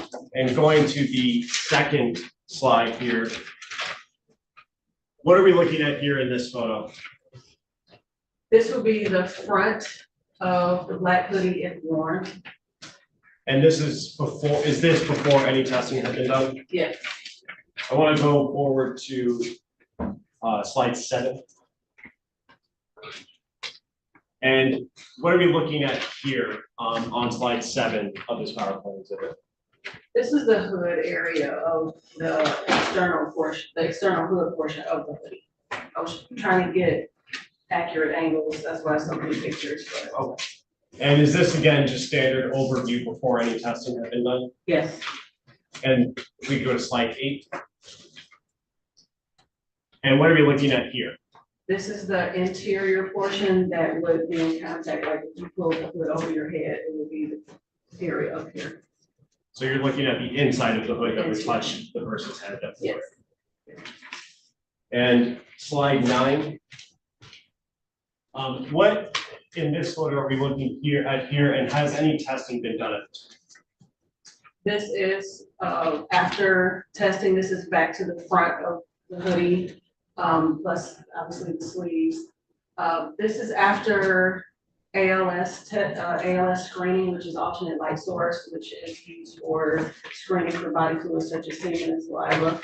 I ALS the hoodie and I marked those areas that had fluorescence to them with a silver Sharpie, so I could further test after done screening. And IR with the infrared is similar to, it's also an alternate light source, but it's more so for blood on dark items where the dark fabric would drop, would become lighter, and if there's blood or possible blood present, it would appear darker. That anything that I saw, I marked with the yellow paint pen with IR next to it, so I can distinguish between the ALS samples, the ALS areas that I saw and the IR areas that I saw. Okay, and we see a lot of markings on this, the front of this hoodie. Are you able to tell us, and I know you said it's color, but what portion of this is the IR versus the ALS? And it may be easier for you to step down a little bit. So the ones that I observed with IR, I actually wrote IR next to them. I don't know if that's visible on there, given how small the picture is, but other photos, I took pictures of certain areas, yeah. And if we could just go to the next, or if you. And so, for example, that on the front, as we're looking at it, left side of the zipper, that's where IR illuminated? Correct, where there's like where the icon, the hand, right there, and there's an arrow pointing to that large area, like those were areas that dropped out under IR, so I put IR next to it, so I'll know what to follow up and how to follow up. And that IR is to indicate blood, correct? It's not a test for blood, but it's a screening tool used to locate dark stains that may be possible blood. okay.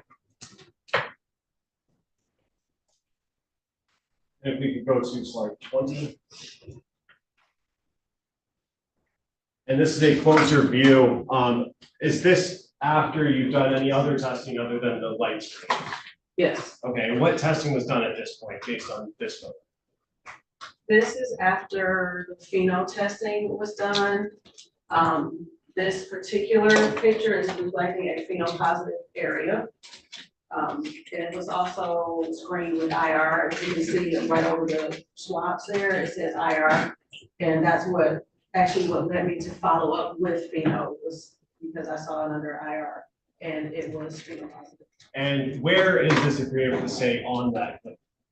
So this would be, if I was wearing it, it would be in this area, the upper shoulder, Okay, bicep area. Yes. For the record, the witness indicated to her right upper shoulder. Right.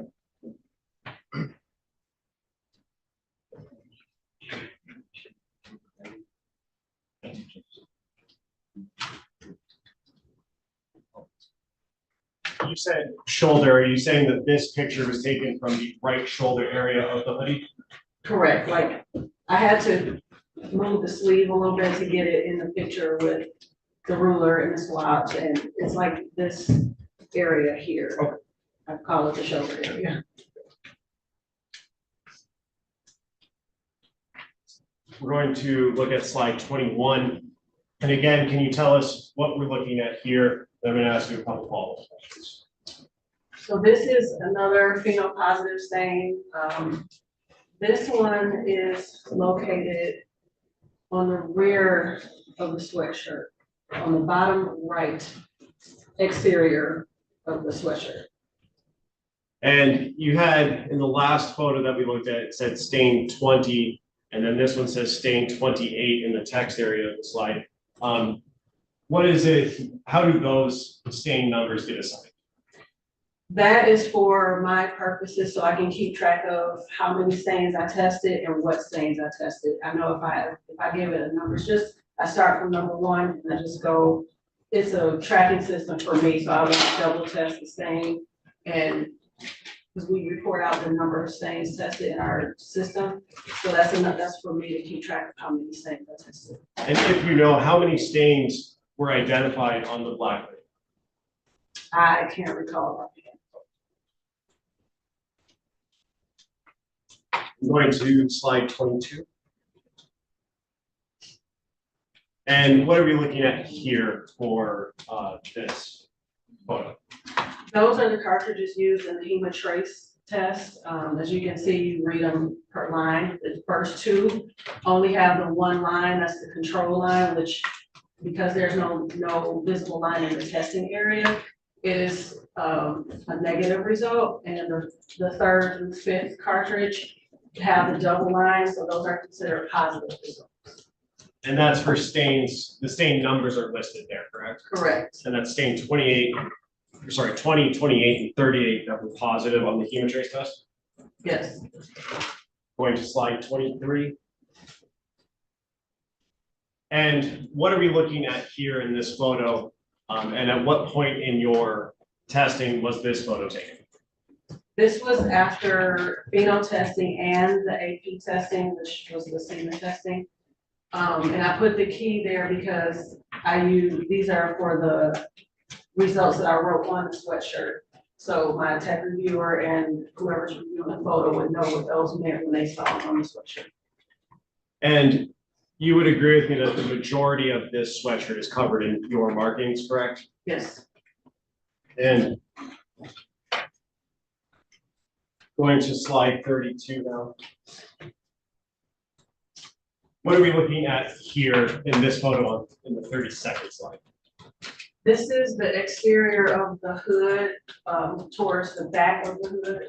If you were wearing it, it would be like the back right of the hood. And what testing is indicated on the back of the hood?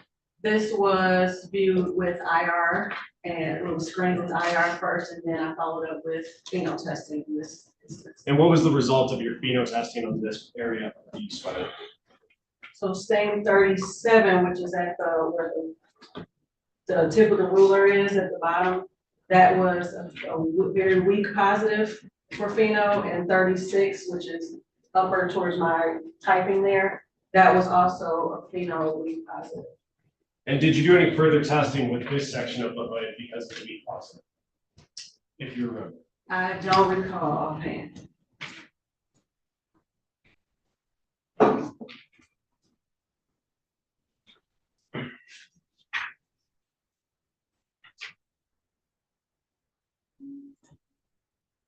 Now, you had mentioned earlier that you sent new swabs, or went back and took new swabs to send forward for DNA analysis, correct? Correct. Do you remember what stain swabs numbers you sent forward for that analysis? On this one, it was stain 20, which was the shoulder stain, and stain 28, which was the one in the rear of the sweatshirt. We have one more. Yes.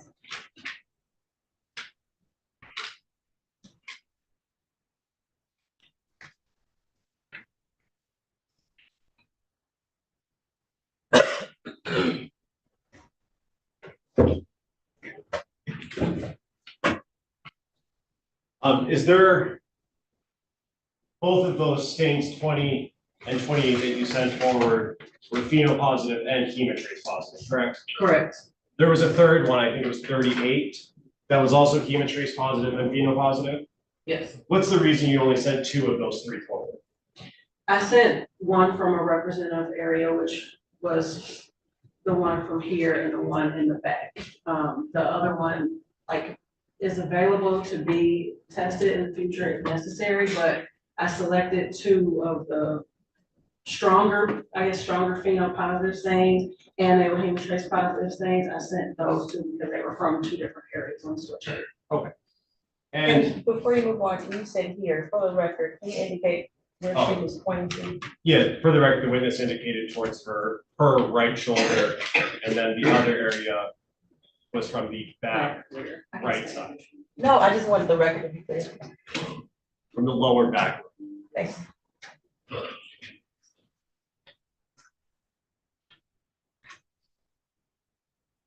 In terms of the testing that you did and your experience testing and doing blood screening and things like that, are you able to talk about the quantity of results that you saw on this sweater at all? In terms of there being 38 swabs, at least 38 swabs, is that normal in your experience that there be that much on there, or are you able to talk about that? I'm not able to say, because it varies from case to case. Fair enough.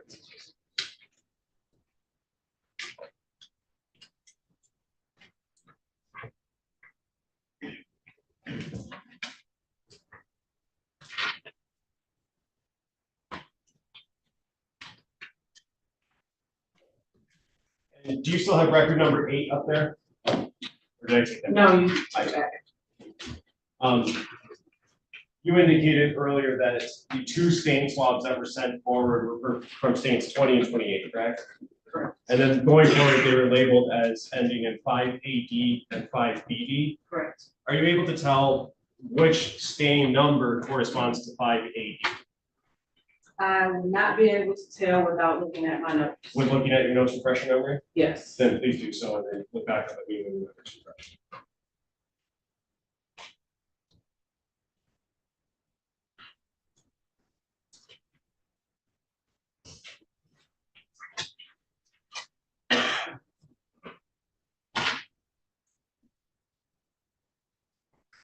Is your memory fresh? Yes. What stain swab number that you gave it is 580? 5AB will be stain 20, which was the shoulder area stain. And then 5BD would be 28? Correct. And that's the back right, lower back right side? Correct. Oh.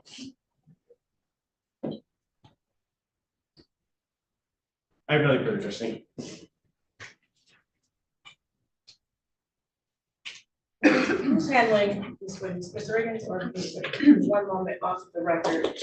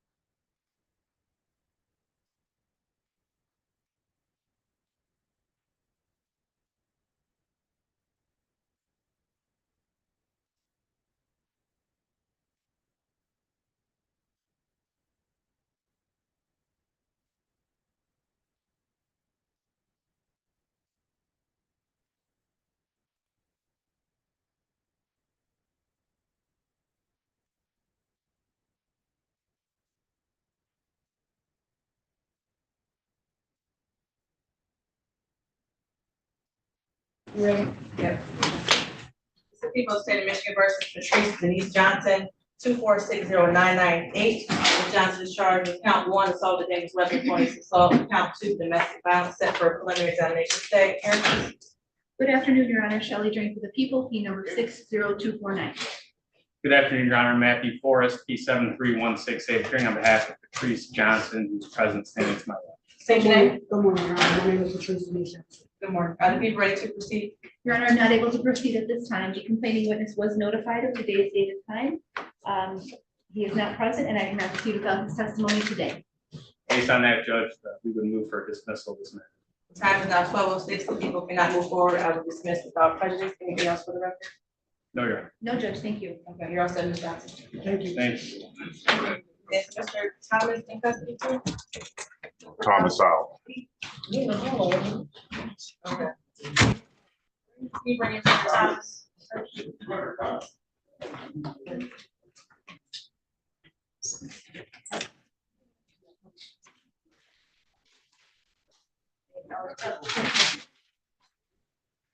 Can you approach on that? I might very, very briefly. Okay.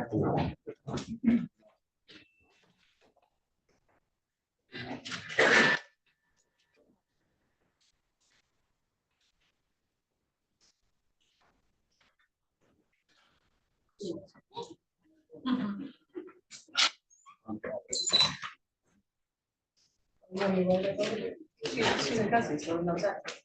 Oh, right? She That's why She had to tell the requirement. if she Yeah, proposed, but she didn't have a Mr. Thomas, just have a seat quickly. I have to speak to the attorney to make you claim that.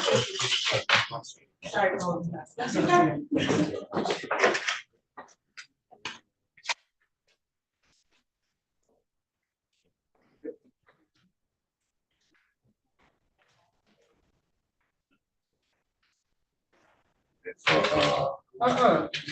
I didn't say that.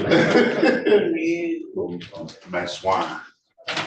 Oh, I was doing that, Oh, but she don't like me to print what I, oh, okay. so, I got you, I got you.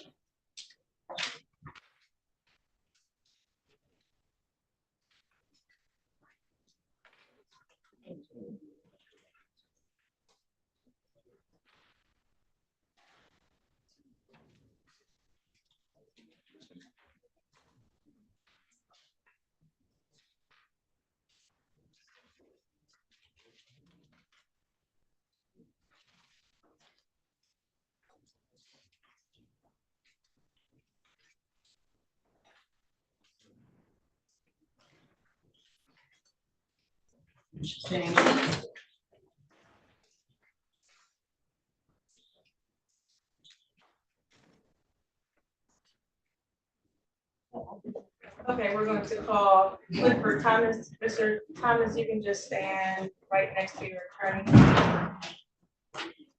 This is case 2460747, the people of the state of Michigan versus Clifford Daniel Thomas.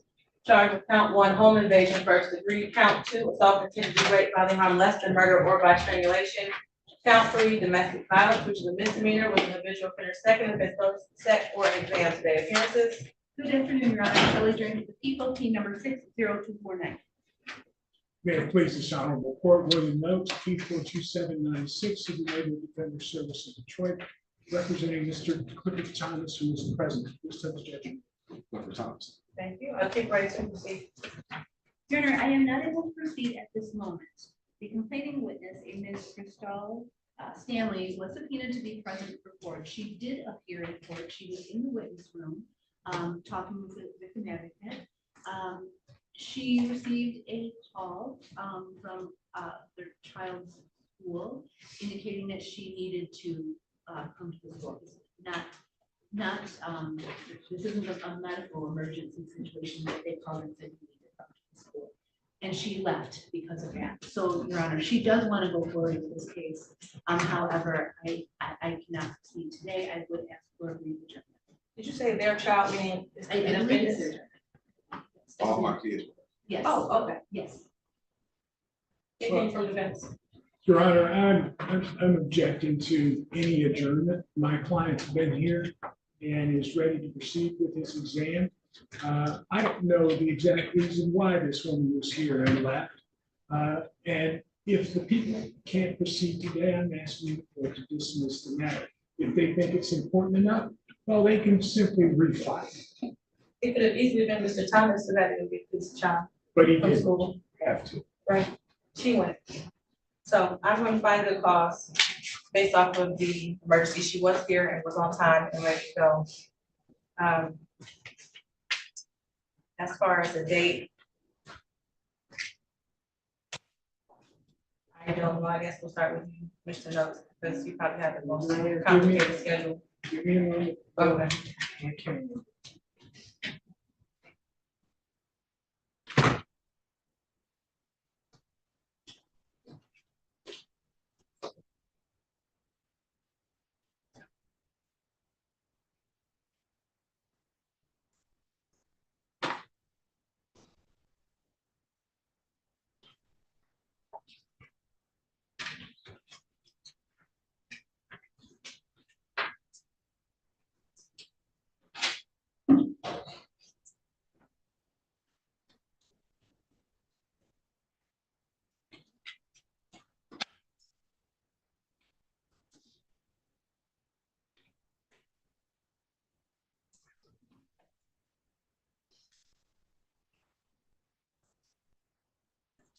Friday the 13th appears to be a good day. Check it out. The afternoon. 1:30. 1:30. Excuse me, Aaron? 1:30. On 13th.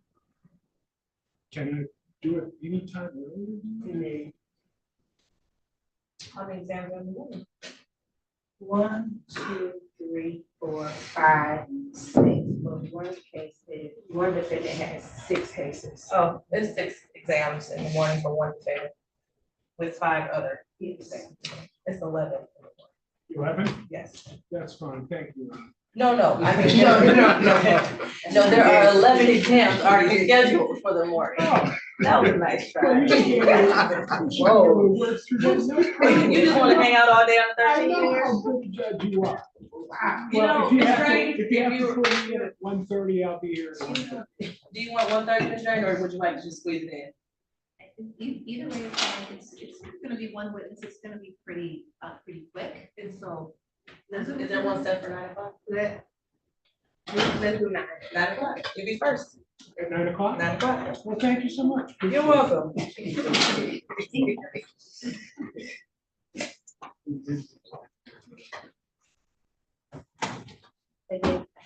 And Mr. Mahana, after cross, I'll call your matter so we can go on further.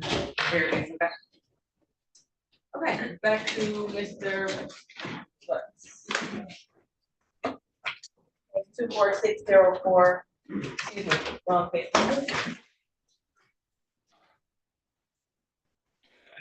2459617, the people of state of Michigan versus Jarvis Butts. We just completed direct examination on the screen. And it's good, you can begin your cross. Ready now?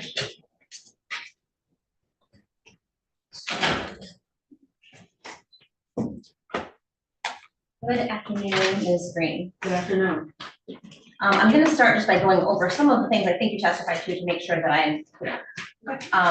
And so we'll start with the black hoodie, because that's where we started, I think, on direct. You tested a number of spots on the black hoodie. Well, I guess you started with the IR, you said, right? To determine if any of the spots you could see were potentially blood. Potentially. Some of those spots could have been, dirt, mud, anything else, right? That could have created a color of the spot on the shirt or the hoodie, fair to say? Fair to say. Okay. And so once you marked all of the spots that tested presumptively positive under, well, I guess you started with the ALS, that was your screening. Right, and then you went from there to the IR. Correct. And then from there you went to the penal alien. Correct. Okay. And so of all the spots that you tested, there were 3 that were positive for blood, is that correct? On the black hoodie. On the black hoodie. There were multiple that tested positive, but I focused on the ones that had a stronger phenol positive or the ones that. Okay, and you said you didn't do any confirmatory testing on the ones that tested weak, right? Correct. Okay.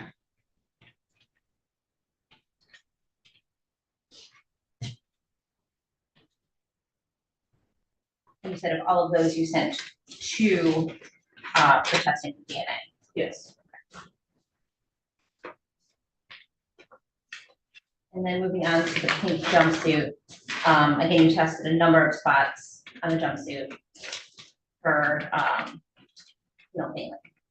Correct. For blood, presence of blood, correct? Possible presence, yes. And it, based on my review of the pictures, it looks like there was at least 10 spots that you tested. Is that fair to say? There was at least 10 on the pink jumpsuit. I think I saw a number like 16, and I don't know if that's where it ended or, but that seems fair, between 10 and 20 maybe. Possibly more, but yes. Okay.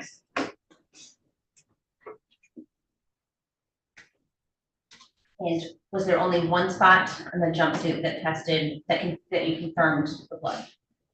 Well, it wasn't, it was tested with pheno, which is the possible presence of blood. I didn't do the human trace to confirm that it's human blood because of a limited amount of sample. But yes, it was one. There was one. Yes. And it was a small enough stain that you were concerned of that it would be consumed if you tried to do additional testing.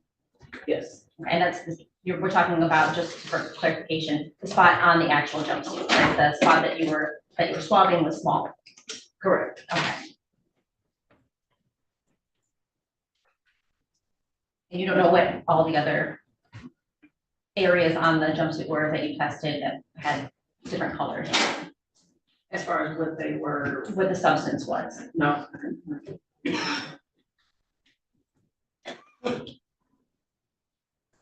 We're also given a number of other samples of things to test. Is that correct? Correct. I think you tested some trunk carpet. Yes. And that was, you tested that for with phenolphthalein, correct? Correct. And that was negative. Yes. You tested a driver's floor mat. Yes. Is that from a vehicle? Yes. You tested that for blood, presence of blood. Yes. Using the phenolphthalein. Correct. And that was negative. Correct. You tested driver's seat, cutting from a driver's seat. Yes. And that's also from a vehicle, presumably? Yes. Okay. That was also negative? Correct. And then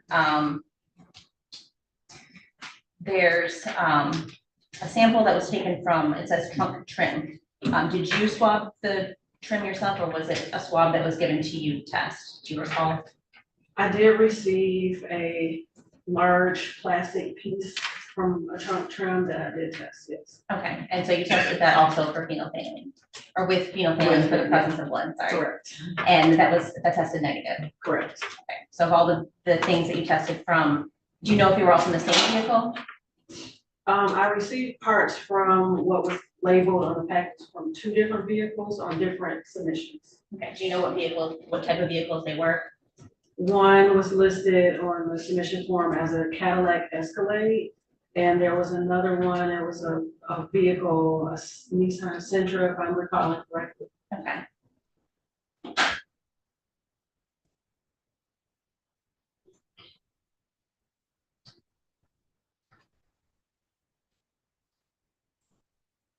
And so on separate vehicle, you were given some, well, it looks like maybe you were given actual door handles to swap. Does that seem correct?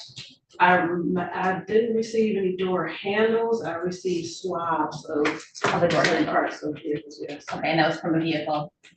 Yes. Okay, and you tested that for blood, correct? Correct. And you used the phenolphthalein test. Correct. And also, it looks like you did the hemostasis test on that. Correct. And both were negative. Both were negative, yes. Okay. You were also given some swabs from a trunk speaker. Yes. And you did the same 2 tests on that, correct? Yes. And those were also negative for blood. Yes. And then it looks like you had another trunk door frame swab. Yes. And were you just given the swab, or you weren't given like the door yourself? Correct. Okay. And you tested that with both the hemosticks and the phenolphthalein? Correct. And those were both negative? Yes.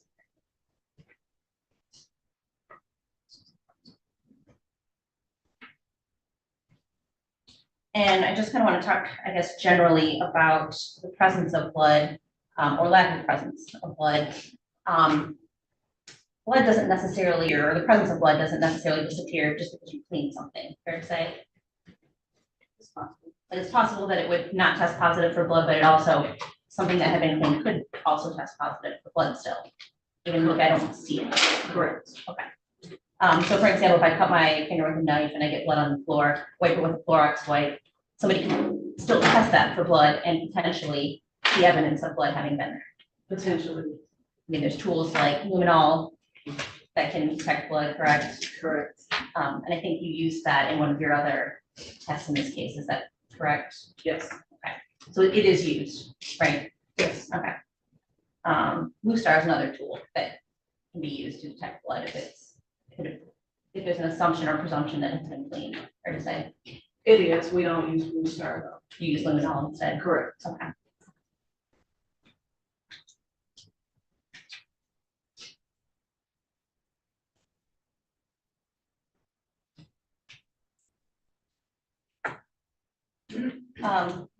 You don't have a test that can timestamp the presence of biological material, right? We do not.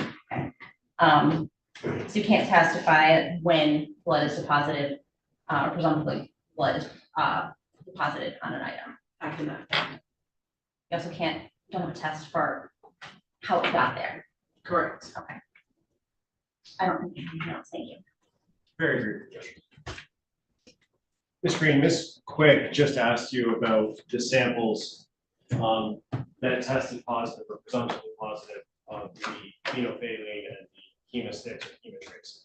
You said you focused on the stronger ones. First, what do you mean by the stronger ones? Depending on the amount of possible blood that's there, sometimes the reaction can be like a stronger pink or a faint pink, or it can be instant, like a blaring pink. It just depends on how much is there. And the ones that, like, I had some weak positives up there, but I also had the ones that were like instant bright pink. That's what I consider a stronger pink. And those are the ones that you focus on to send forward for further DNA testing, correct? Yes, correct. Okay, and when you go through and do all of that work that you did in terms of the ALS, the IR, and the pheno testing, and the semen testing, what is the reason that you're doing that? Is it to get the best possible sample to go forward, or is it something else? That is true, to get the best possible sample going forward. The one that we possibly have the most body fluid in it, we sent for DNA. And in this case, I conducted semen testing as well as the blood testing, because when the clothing was submitted, the person that received the case and had case details, it was possible sexual assault listed on the lab request form. Okay, so that's the reason you did semen testing? Correct.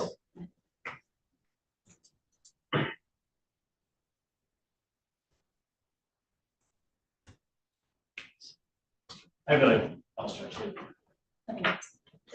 You guys, that's fine. Thank you. Okay, Mr. Makepeace, it's funny you look at your watch. It's actually good, but Judge,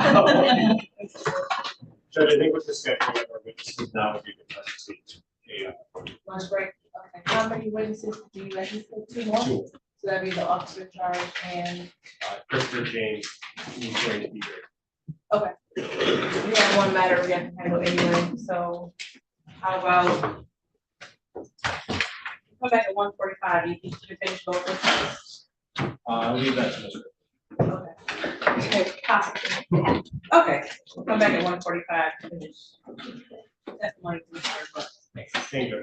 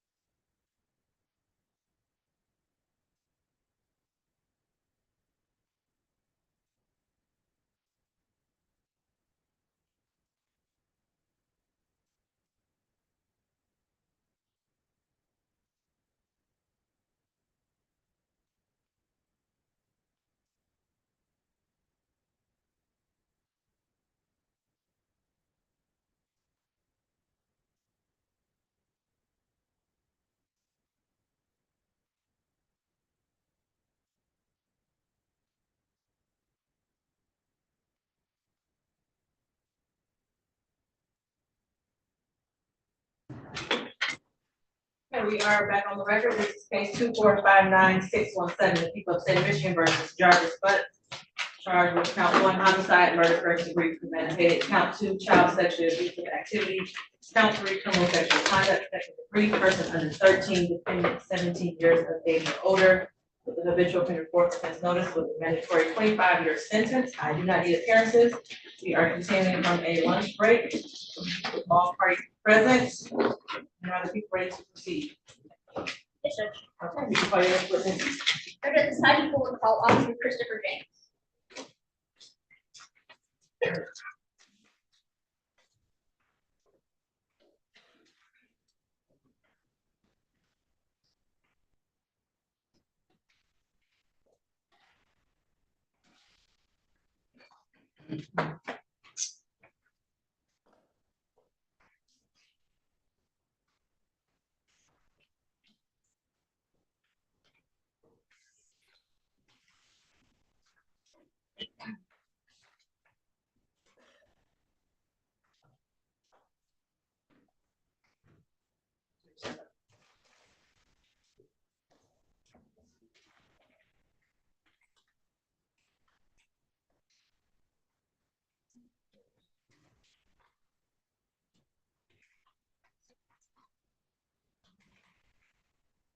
I swear you in. Raise your right hand. You swear to tell the truth, the whole truth, and nothing but the truth.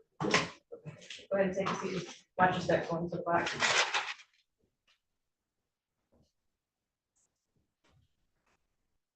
Whenever you're ready, Mr. Thank you, Judge. Good afternoon. Could you please state your name for the record? And how are you employed? Detroit Police Department, police officer, And how long have you been employed as such? 10 years. I want to take you back to January 30th, 2024. Were you employed as a police officer with the Detroit Police at that time? Yes. And were you in a different unit than you are now? Yes. Okay, what unit were you in? Sorry, And were you working back on January 30th, 2024? yes. Okay. And did you get a chance to perform, well, I guess in your role in cybercrimes, what is it that you did? For cell phone forensics. Or, Would that include like extractions from phones, extractions from tablets, computers? yes. Okay. And did you get a chance to perform an extraction on a tablet back on January 30th, 2024? Yes. Okay. And who was it you got that tablet from, if you remember? I don't recall. Do you know if it was from Detroit Police or Detroit Public Schools or something else? Detroit Public Schools. Okay. And when you perform an extraction from a tablet, what is it doing? What do you do? Pulling the data from the phone. Okay. And is it like making a complete copy of what's on that device? Yes. Okay. And when you perform that extraction, what do you do once you perform it? Place it on the disk and turn it over to the officer in charge of the case.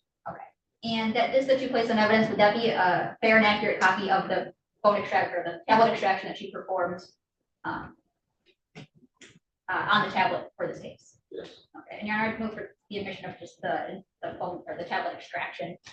And I believe it's going to be proposed exhibit 59. Any objection? No objection. It'll be evidence people 59. Thank you. And when you perform an extraction, can you generate what's called extraction reports? Yes. Okay. And Your Honor, may I approach? Yes.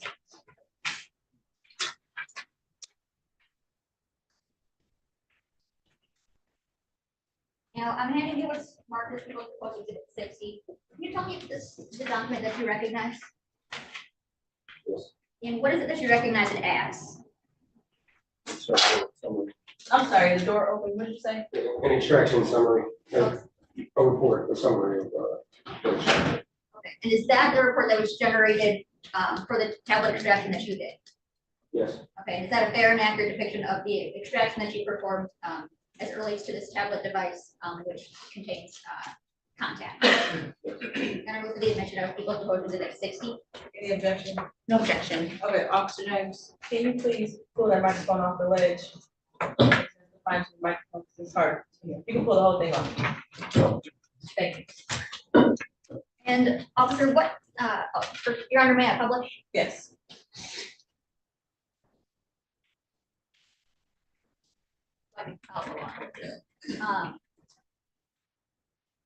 Fair to say that you are the examiner name, that would be you. Yes, And your organization is the Cyber Crimes Unit, yes, and the investigator is listed as a Detective Gardner. Are you familiar with that person? yes. Okay, who is that person? Investigator with the Detroit Public Schools. Okay. And what type of tablet is it that you extracted? Amazon tablet. Okay. And in this report, going on to page 2, when you do an extraction, you're able to, I guess, select parts of a device that you want to extract. Is that fair?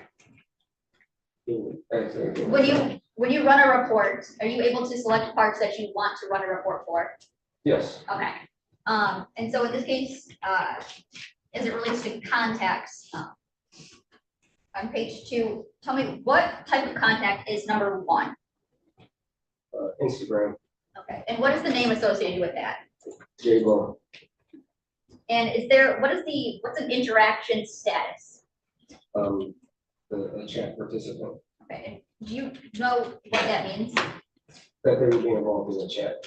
Okay, and in box number 1, where it says, let's go to box number 2, where it says user ID. Is that the user ID that would be associated with that, that Instagram account? Yes, Okay, and can you read that user ID for me? it'll be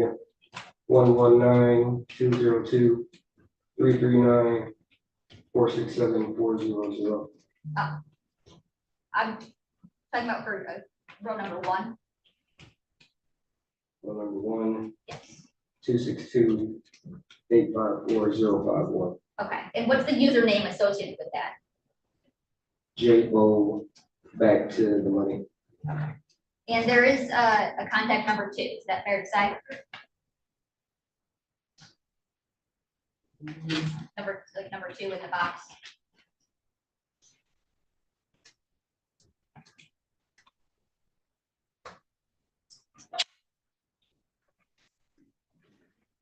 You need a phone number? No, the second account. Number 2. Yes, number 2. What kind of interaction status is that? Friend. Okay. And what's the, Friend. okay, and what's the name associated with that? J-Bo. Okay, and what kind of user in box number 2 under entries, there's a user ID. What kind of user ID is that? Facebook. Okay. And going back up to contact number 1, where it says photos, it's fair to say there's like a kind of a hyperlink there. Yes. Okay, and would that indicate that there is something attached to this contact? Yes. Okay, and it says photos, would be fair to say that would be a photo that was attached? Yes. Okay, and I believe that's going to be page 3 of that report. When you click photos, this is the photo that would come up under that Instagram account? Yes.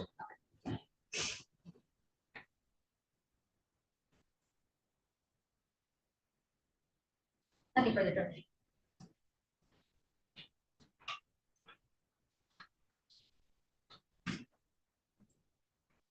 Yeah, we have no questions.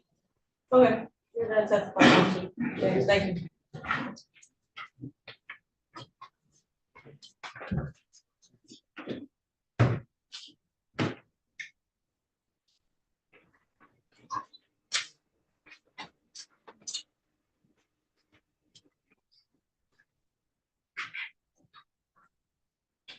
Your Honor, at this time, people call Sergeant Shannon Jones.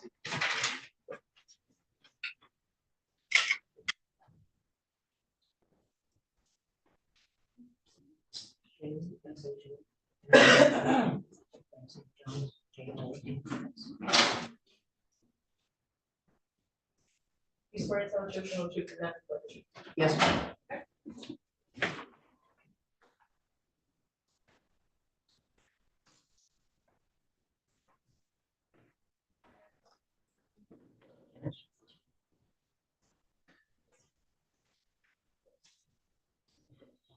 you please state your name for the record?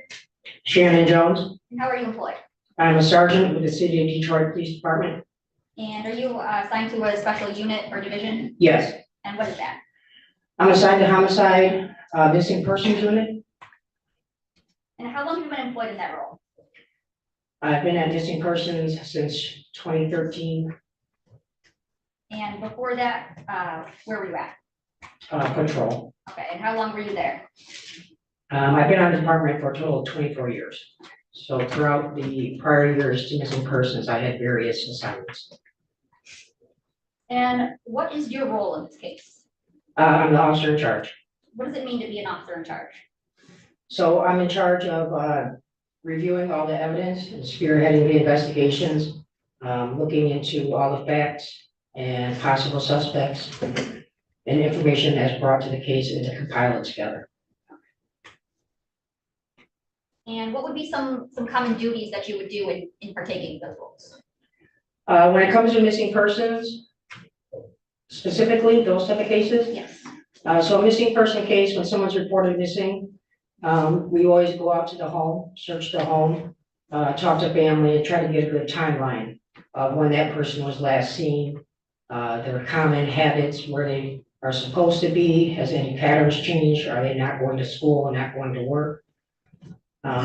If the investigation leads us to believe that that person may be in danger or that there's something more to just not coming home, then we start pulling different video and try to look into cell phone data or friends or associates of that specific missing. And in particular, have you investigated what would be known as a no body case before? Yes. Okay, and what does it mean to be a no body case?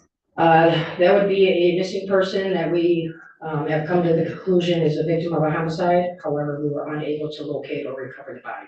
Okay, and how does that kind of investigation differ, if at all, from another investigation that you would do? It's a little tougher. You need to go through and kind of be able to show and establish that this person is no longer with us today. When you have a body, it's obvious that you can come to the conclusion and work your case that way. So on a no-body case, you're trying to find any signs of life, any evidence to show that there might have been some possible danger or some assault that may have happened to this person. Now, I'm sorry, when did you get the case of Ms. Harris? So it was first requested to me on February 12th. I received the email. It was just kind of asked me to look into the case. It wasn't at our building yet or at our department. I looked into the case and I saw that DPS was initially assigned the case, and I had reached out to Lieutenant Harris from DPS to kind of ask for an update on where they were, kind of see how the case was progressing and any evidence that they may have had. So after that, how did it come about that you got this case? So after our meeting and discussing with Lieutenant Harris and reviewing the different things, it was determined that there had been enough suspicious possible things connected to her being gone. Number one, she's never been missing before. There's been no updates on any of her social media, which is very uncommon for a young child or juvenile. They're addicted to those. There had been a last known contact that she had possibly met somebody, is what we were informed, that there was a text message for her to be picked up, and that would have been the same day that she went missing. So when you first officially received this case, I mean, what is it that you do right off the bat? So this case was a little different because we kind of had to go back. We were already a month behind. She went missing January 9th, and now it's February 12th. We start kind of looking into what has already been done and then what steps I would normally take moving forward. So what kind of steps do you take moving forward? So once I reviewed the case, and it was determined that the last person that had contact with Ms. Isle was Jarvis Butts, I then started to look into his phone records, his activity, places that he had been. On the 12th, we had determined there was already an analyst that had looked at different records and given us a location out in Ypsilanti. So I coordinated a search for the very next day, on February 13th. We went out to Ypsilanti. We conducted the search. It's a large area. It wasn't pinpointed down to a specific house. There was a lot of wooded area over there. We had multiple teams out there. There was probably over 60 people at one point. We then started going into different businesses to look for different video that we may be able to recover close to the intersection that we believed would be a good starting point in that search area. And did you recover, or were you able to recover anything or find anything from the Ypsilanti area? We did find some video that was eventually pulled from a gas station.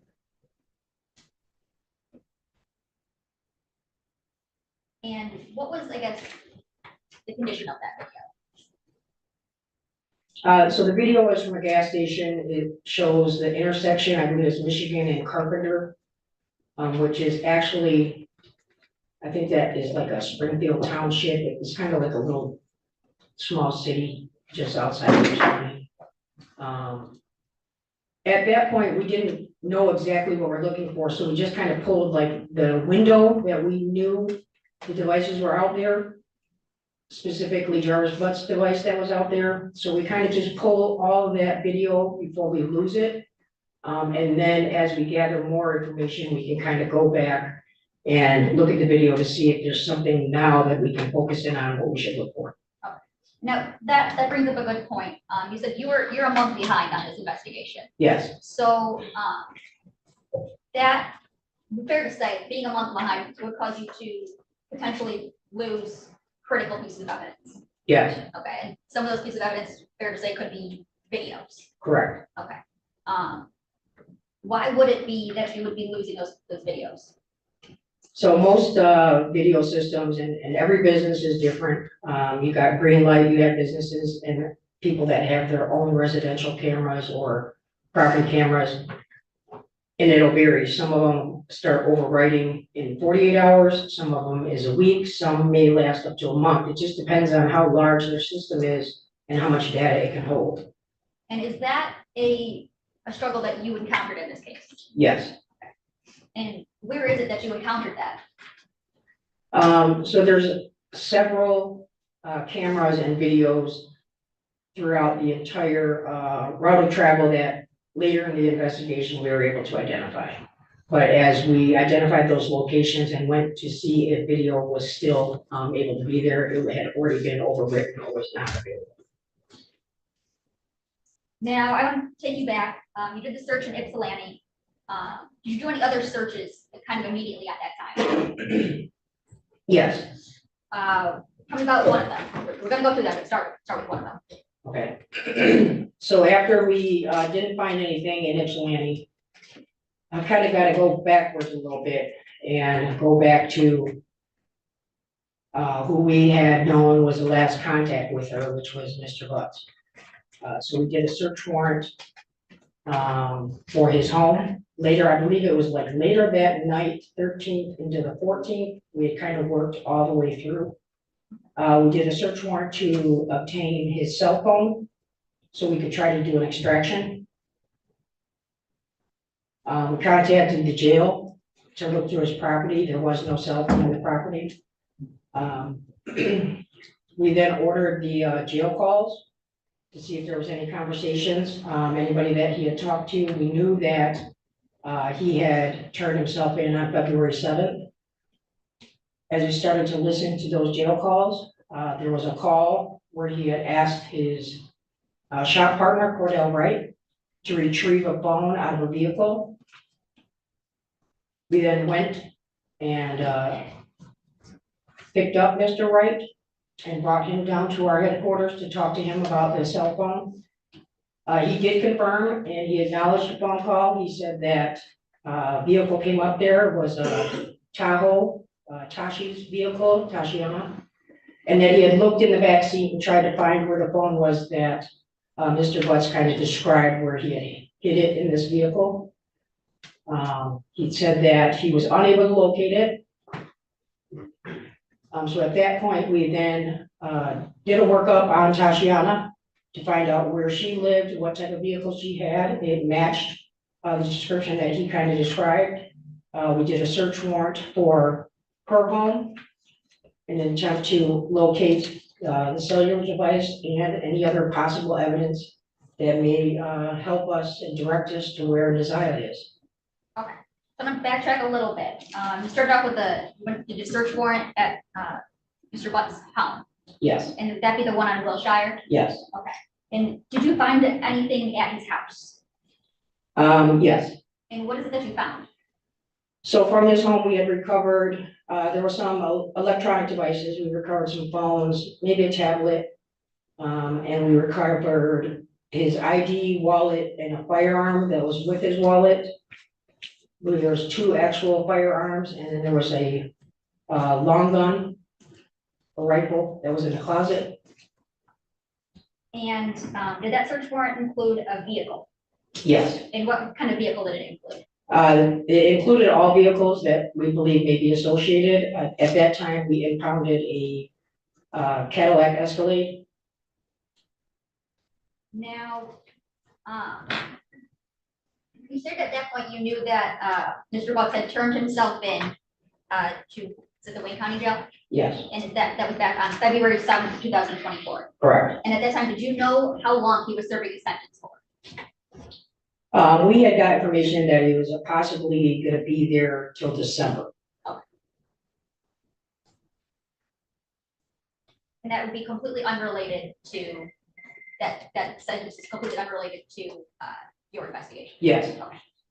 And then you said that you had pulled some jail calls and that's what led you to Cordell Wright. correct. And that, that jail call that you had listened to, that was previously admitted as People's Exhibit 1? Yes, And that led you to Tashiana Davis. correct. And then you subsequently executed a search warrant at her house. Correct. And that on Knapp Street. Yes, And she had a vehicle there that matched the description that Cordell Wright had given you. yes, Okay, and would that have been a Chevy Suburban? yes, Okay, and then you subsequently searched that vehicle. yes. And what is it that you found in that vehicle? I found in that vehicle a iPhone 11, and it was in the exact area that Mr. Butts had described to his shop partner Cordell, where it would be located. And that phone, okay, so ultimately, after you do that, what's the next step that you took? Well, we had to identify that was the actual correct phone. It was in the right place, but we still needed to get it to our headquarters and download it. We had the phone there. We made a call to 911 from that phone in order to see what the identification number was to try to verify, so we weren't just taking random phones. It did come back to Jarvis Butts' phone number that we were looking for. The phone was then placed on evidence and taken to our base. And what's the next thing that you did after that? So after that, the phone now is getting processed under the search warrant.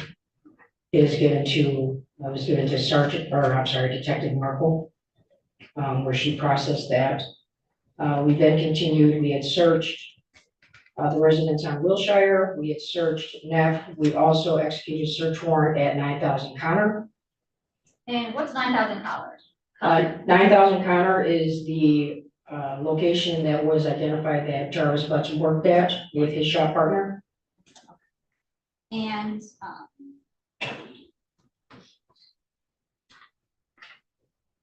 did you find anything or anything at 9,000 Connor? We did take some things as evidence. There was a lot of activity going on. So I had multiple different units from within our homicide squad assisting me with different search warrants that we were executing. We was the Northeast squad actually executed the Connor location search warrant. They were advised of some items to look for, obviously children's clothing. We had been given a description of a Rugrats jacket with a fur hood.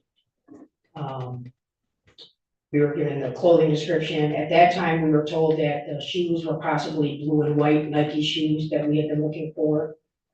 There was an area in the shop, as I reviewed the evidence, photos where there's like children's coloring books and maybe things that when the children are there that they're using. Were any interviews besides the one with Cordell Wright taking place at this time? So at that time, I had interviewed, when we went to Wilshire, we had interviewed, the woman that he lives with. I don't know if that's a fiance or girlfriend, but that was, Miss Angel. We interviewed her there.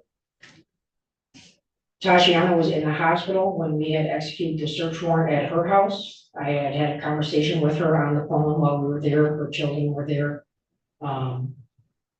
I scheduled an interview for her later. I believe it might have been like the next day or two later that she came down to headquarters. We had interviewed Cordell at that time. And now we're just kind of going through everything that we had at that moment to try to take the next steps. Okay. When about is Mr. Blunt's interviewed for the first time? So he was interviewed, we got it, looked at it on the 12th, 13th, we executed all the search warrants. On the 14th, Mr. Butts, I believe it was the 14th, he was brought down to headquarters, or the 15th, I would have to look. And that's okay. There should be just a couple days after you get the case. Yeah. Okay. Now, based on Mr. Butt's first interview, which your Detective Mays here to testify about, did you do anything based on that interview? So based on that interview, we had obtained the text now, which was turned over to us from DPS, which was the initial, I believe it was like maybe 1 week's worth of text now, so like the very end of December into the 1st of January. So during that interview was when it was asked by Detective Mays and Detective Johnson regarding the text message about meeting to be picked up.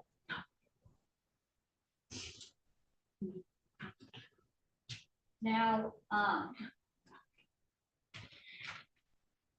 if you know, can you estimate about how many search warrants did you execute? Probably over 20. Throughout the entire, it has to be over 20. And what kind of searches were done in this case in general? So we searched as far as like land searches. All kinds. All kinds. Well, we searched Ypsilanti, as we did our workup and we're looking at different locations that Mr. Butts had been to. We identified an area out in Clinton Township that he had gone out to back and forth before. And that was an area that Shannon Harris, his child's mother, had lived at. So this was kind of like a route out there and we located, there was like a big retention pond out there. So that was another place that we had dive teams come out. We had the helicopter and cadaver dogs and we searched out Clinton Township. As we start breaking down the phone mapping a little bit more on Mr. Butt's phone, it kind of led us to 7 Mile and Bird.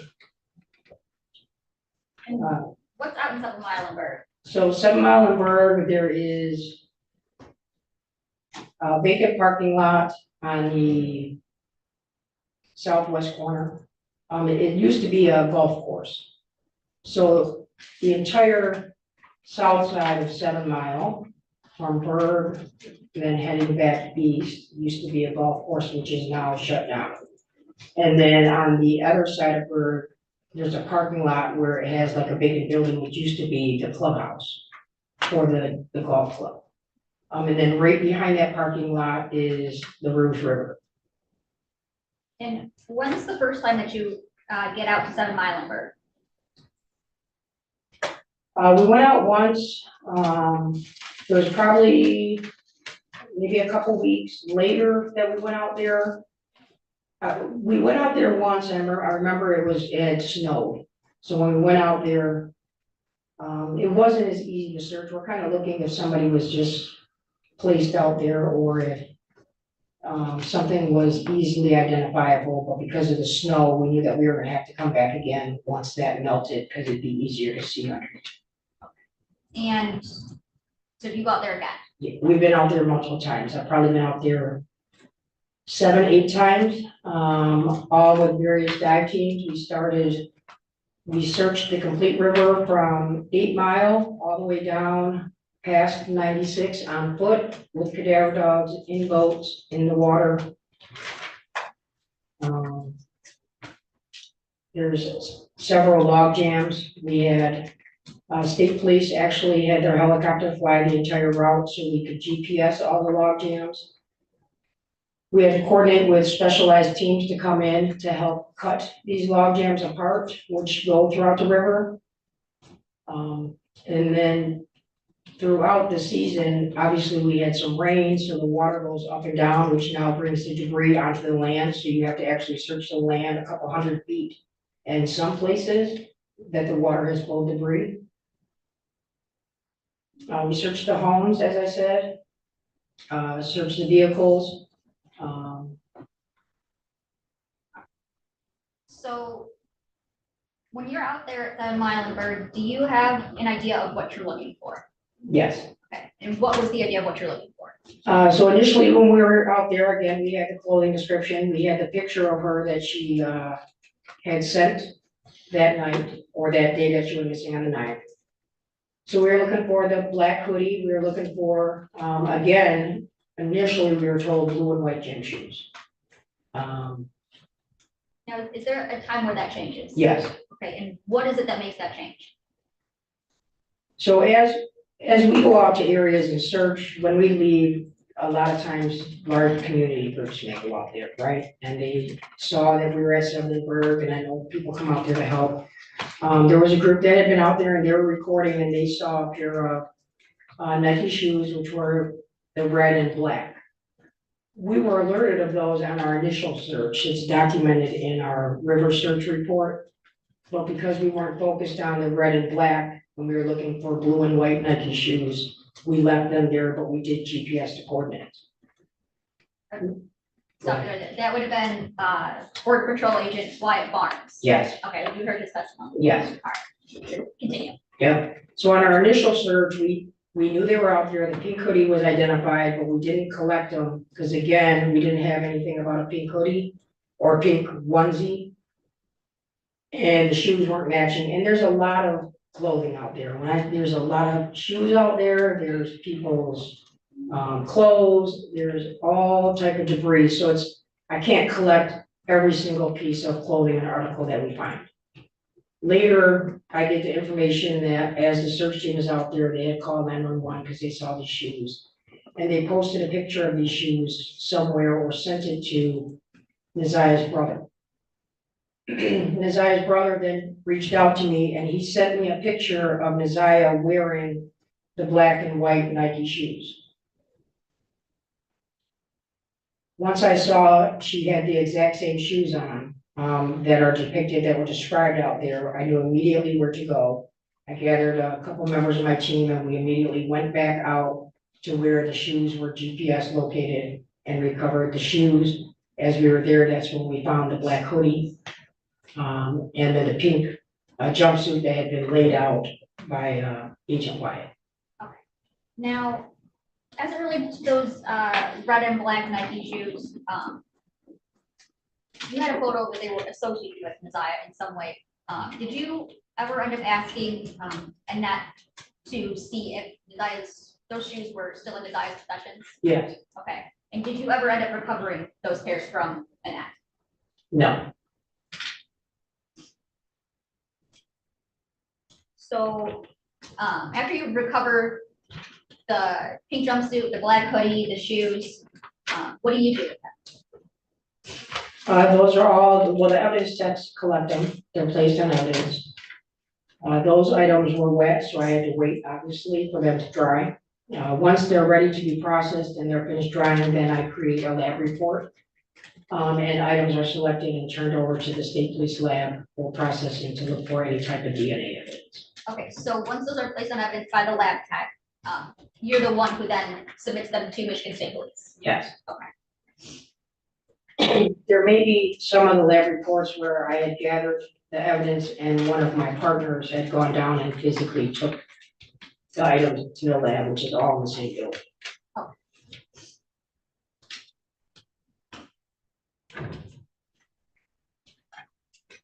Now,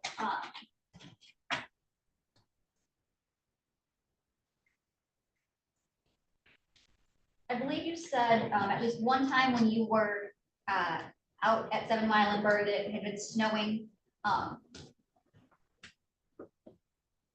Were you at all, I guess, familiar with kind of the weather back, let's start with back in January 9th? Yeah, so I searched it. There's a weather site where you can search the dates in the cities and what the weather was like. On the 9th into the 10th, it rained here. If you remember, we had a very mild winter. In 2024, the January months, we had a lot of rain that month, which would have caused, the water levels to rise.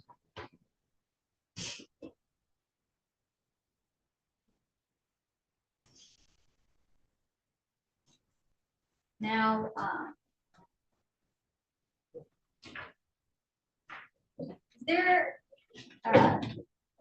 did you interview a Tijuana bus? Yes. Tell me how that came about. Tijuana actually reached out to me. Shannon Harris had reached out to me. She had had a conversation with Tijuana. She asked if it was okay for her to give her my phone number. I told her that was fine. She gave me a call. She said that she was the sister of Jarvis Butts and that she was concerned that she may have seen Isaiah but wasn't sure on the date and if she could come down and talk. Okay, and that's all what she had testified to that you had heard? Yes. Now, when you also heard that she had given Detroit police consent to look at her phone locations and perform a phone extraction. Yes. And that Detective Sarah Marco was actually the one who performed that extraction. Yes. Okay. Did you yourself look at the phone location data that was on Tijuana's phone? Yeah, so even before we extracted the phone, when she was in there in the interview, she had given me consent to look at her phone. She wasn't quite sure how to get to the locations. She had Google on her phone. So we went to the Google Maps, went to her timeline, and then specifically clicked on January 9th to see if it showed her route. When we got to the January 9th date, it was confirmed that that is the date that she was at 9,000 Common. And it helped us with the timeline of when she was there compared to when we know Mr. Butts left that location to head out to Ypsilanti on the 9th.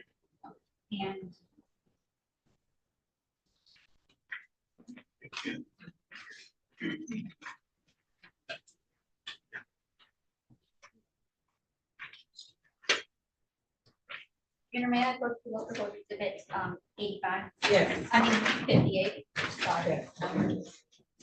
And it's marked local code exhibit 58. You look at that and tell me if you recognize it.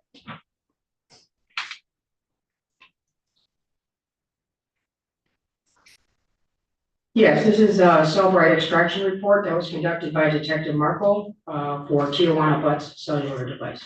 Okay, and that report specifically includes the location data and the subsequent pages as it relates to Butts' phone.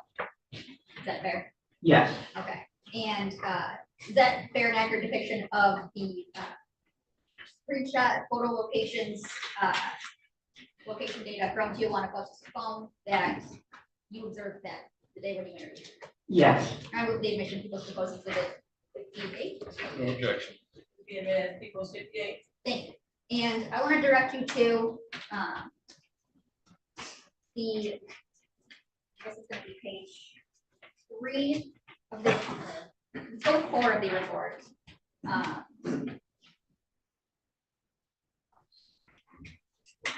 Page 5. where does it say that, Ms. Butts was, from 3:45 PM to 5:16?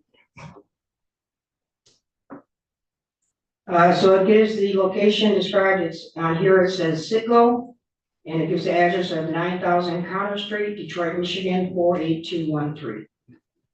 And do you know,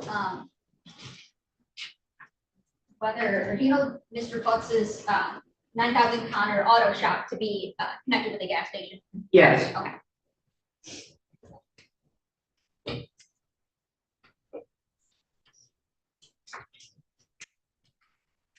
Now, to go back just a little bit, you said, you were kind of going through all the phone mapping, in order to kind of backtrack as to, you know, where your investigation goes and where you should search. Yes. And those maps were testified to by Sergeant O'Rourke. Yes. Okay. Now, she mapped certain locations. And she believes she stated that you had given her some of those locations to map. Correct. Okay. Now, I want to direct you to, in People's Exhibits 33, 34, here a minute. The blue dot here. What is it that indicates, and what is the importance of that?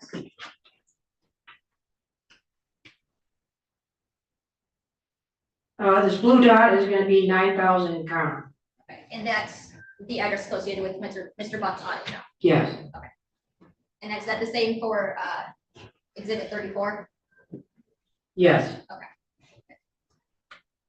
And Exhibit 35, there's the same blue dot and then a purple dot.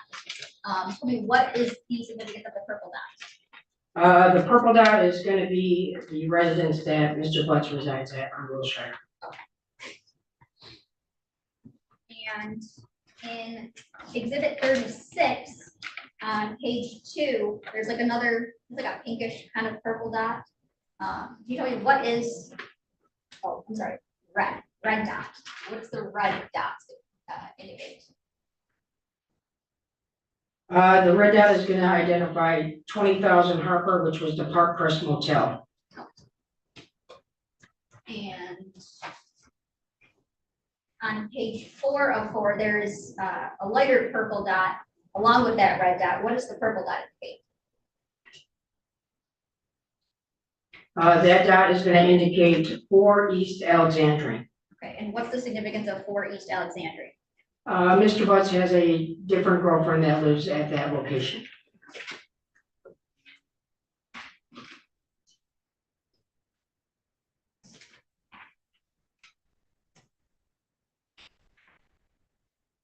And in People's 38, there's a red dot. Which dot is that?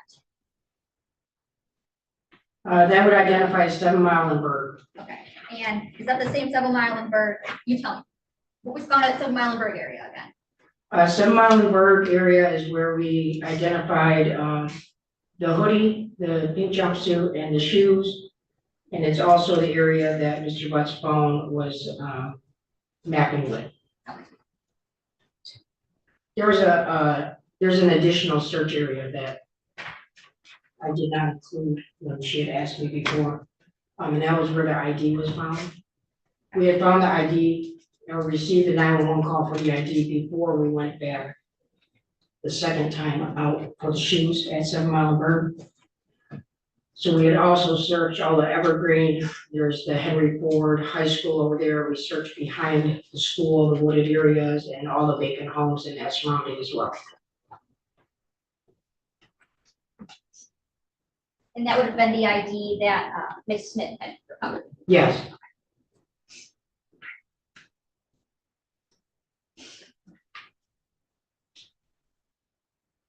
Now I want to go into, you had a chance to go through Mr. Buck's phone extractions, is that fair? Yes. Okay. And did you also do a search warrant as it relates to a Google account for Mr. Butts? Yes. Okay. And how is it that you knew what his Google Gmail was? That was documented when I went through the cell phone.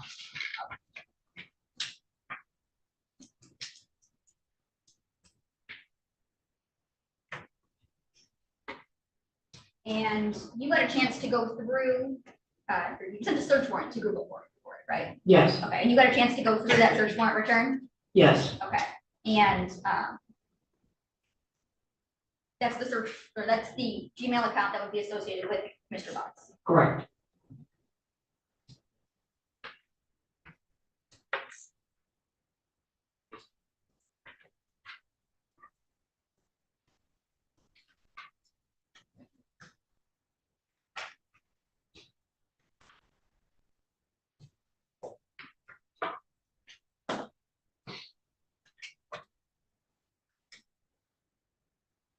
And your may I propose to give it 63? Yes.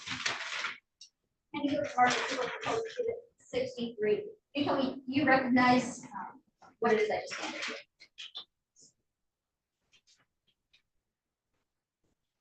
Yes, this contains jarvisbutts82@gmail.com, which was his Google subscriber information. And that's the first page, and the second page is, what would those include? The next pages include searches that I located inside that Google return that we received from Google. Okay, and does that document fairly and accurately depict what it is you received back from Google as it relates to a search warrant or jarvisbutts82@gmail.com? Yes, And I move for the admission of people's proposed exhibit 60. Any objection? No objection. Do the minute as people 63? Okay, and I want to go back to the first page, and so that was the subscriber information. Tell me, who is the subscriber?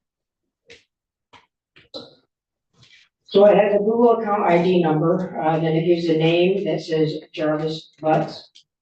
It has an email address, jarvisbutts82@gmail.com.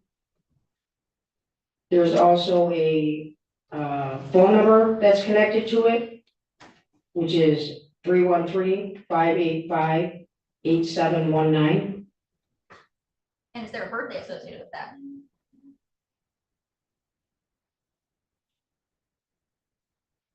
Yes, November 21st, 1982. And moving on to the searches, what dates do those searches encompass? These searches are December 9th.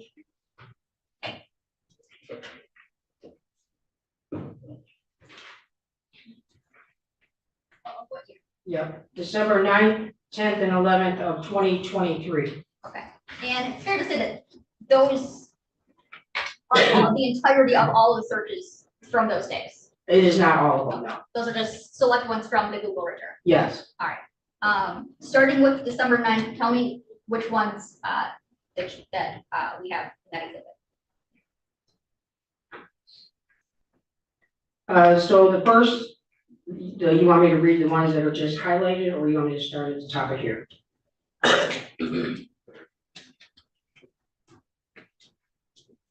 So. Okay.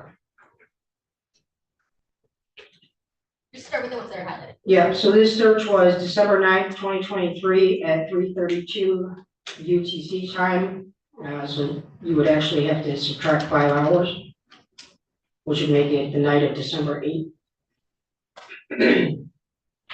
And the site is, what's visited, it's Drink Me and Abort Your Baby, the Herbal Abortion Tea by Maya. And what about the next one after that?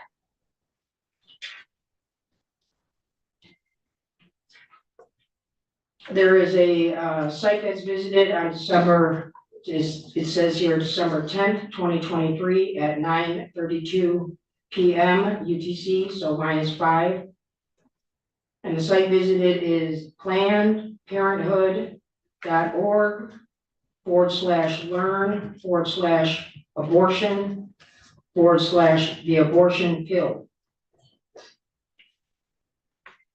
The And next yes, The next search is Immediately after that, so December 10th at 9:32 PM UTC, the abortion pill, get the facts about medication abortion. There is a search that was conducted before that on December 10th, 2023 at 9:31 PM UTC. And that site is plannedparenthood.org /blog/ can I use herbs to have an abortion at home? The next one is December 10th, 2023 at 9:31 PM UTC. Can I use herbs to have an abortion at home? Planned Parenthood. The next one. The next one is December 10th, 2023 at 9:36 PM UTC. So again, minus 5 hours. And that site is, it's ANSIRH.org, research, over-counter medication abortion. Search December 10th, 2023 at 9:36 PM. Over-the-counter medication abortion, and that's from that same place before, ANSIRH. December 10th, 2023 at 9:32. Planned Parenthood, abortion, the abortion pill, how do I have an abortion using only the misoprostol, misoprostol. The next search, December 10th, 2023 at 9:32. Planned Parenthood, learn abortion, the abortion pill. So it's like the same, back and forth to the same site.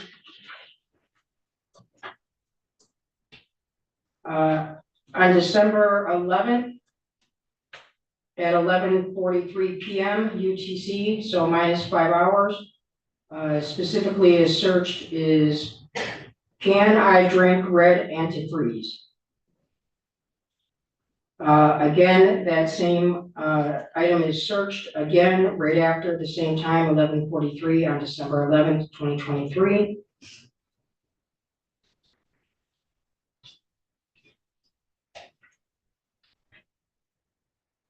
And I believe that's it. Okay.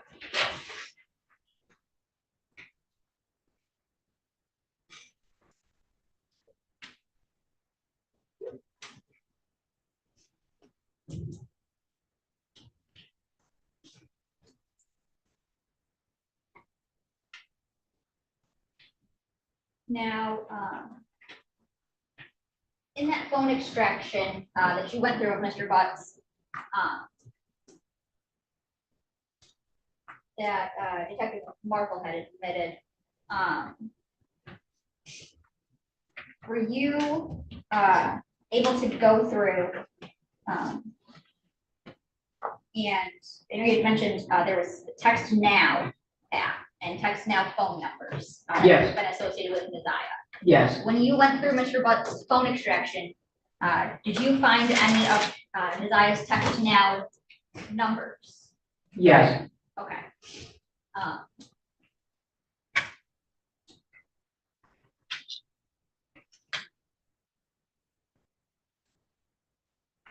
And do you recall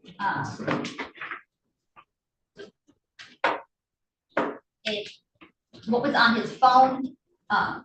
First of all, did you eventually do a search warrant for Text Now? Yes. Okay, and did you receive messages back from Text Now?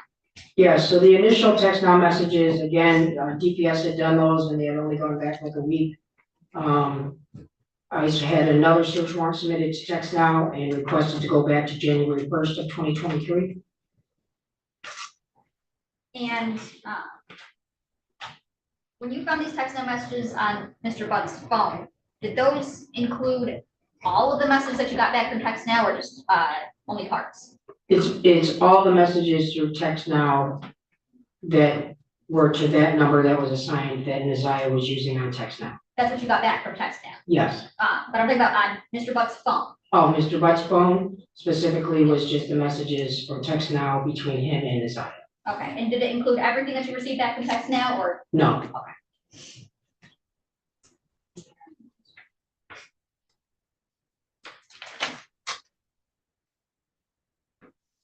And I mean, Yes. approaching with people's, proposed exhibits 46 and 47. Can you tell me, exhibit 46, do you recognize what I handed you? Yes, this is a extraction report for a iPhone. And it was for phone number account 313-585-8719. And this is the section in that extraction about messages. Okay, and is that exhibit, proposed exhibit 46, is that a fair and accurate depiction of the messages that were on Jarvis Buck's phone between his phone number and the number 213-743-3173? 231, yes. 231. 231. Yes. Sorry, numbers. 231-743-3137. Yes, Okay, and those are the ones that you had seen on Mr. Buck's phone. correct. And I move for the admission of those proposed exhibit 46. Do we admit as people's 46? And those cover a period of October 7th, 2023 through November 23rd, 2023. Is that fair? Yes. Okay. And now I want to show you the proposed exhibit 47. Do you recognize what I handed you in 47? Yes, this is another extraction from the phone, and this is under the message section. And is that a fair and accurate depiction of the messages that you went through on Mr. Pluck's phone to the number 313-379-5882? Yes. Okay. And I would move the admission of proposed exhibit 47. No objection. Do we admit as people's 47? Can you repeat that phone number? 313-379-5882. Thank you. And those would be from the date period of September 26th, 2022 through September 30th, 2022. Yes.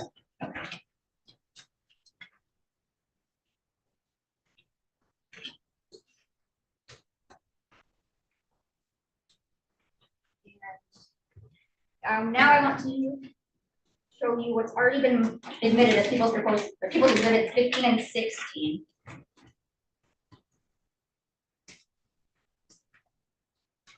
And these are already admitted, these are certified copies of text now messages. I want to talk specifically about subscriber information within them. In people's 15, is there a subscriber as it relates to Yes. and who's that subscriber? Excuse me, need to let me hear. I can't hear you with your back turned to me. Okay, so is there a subscriber as it relates to that? Yes. Who is that? The username on here is Kenyatta Harris 955. And are you familiar with the Kenyatta Harris? Yes. And how is it that you're familiar with her? That is Naziah's biological mother. And is there, on the next page, is there a phone number that is associated with that account? It might be on the subscriber information. Yes. And what is that phone number? 313-379-5882. And what is the period of usage for which the subscriber Kenyatta Harris had that phone number? The phone ownership is from September 24, 2022 through November 8, 2022.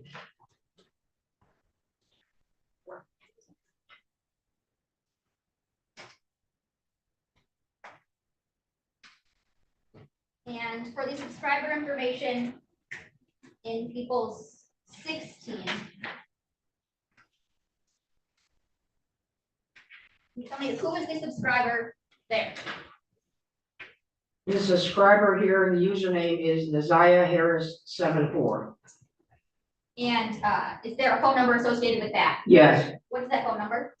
231-743-3137. And is there a phone ownership date period for that? Yes, What's that date period? January 1st, 2024 to February 6th, 2024.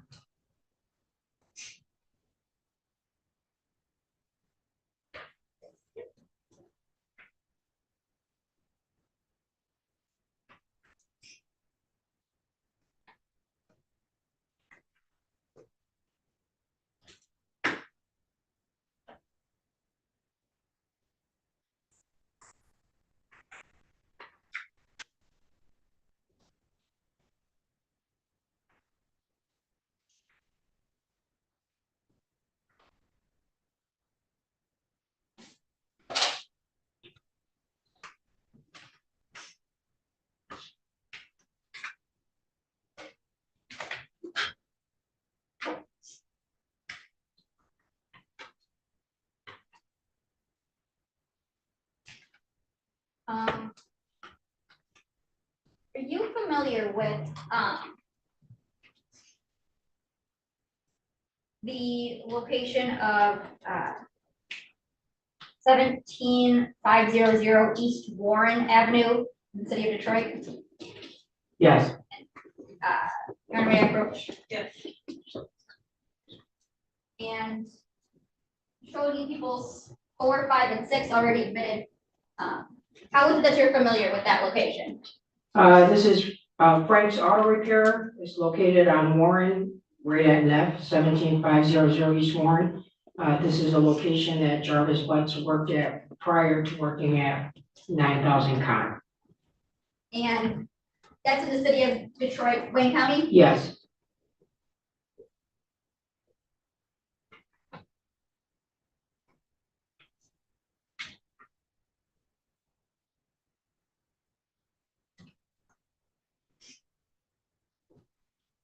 Now, did you yourself, I want to go into interviews with Mr. Butts. yes, Did you interview Mr. Butts? yes. Okay.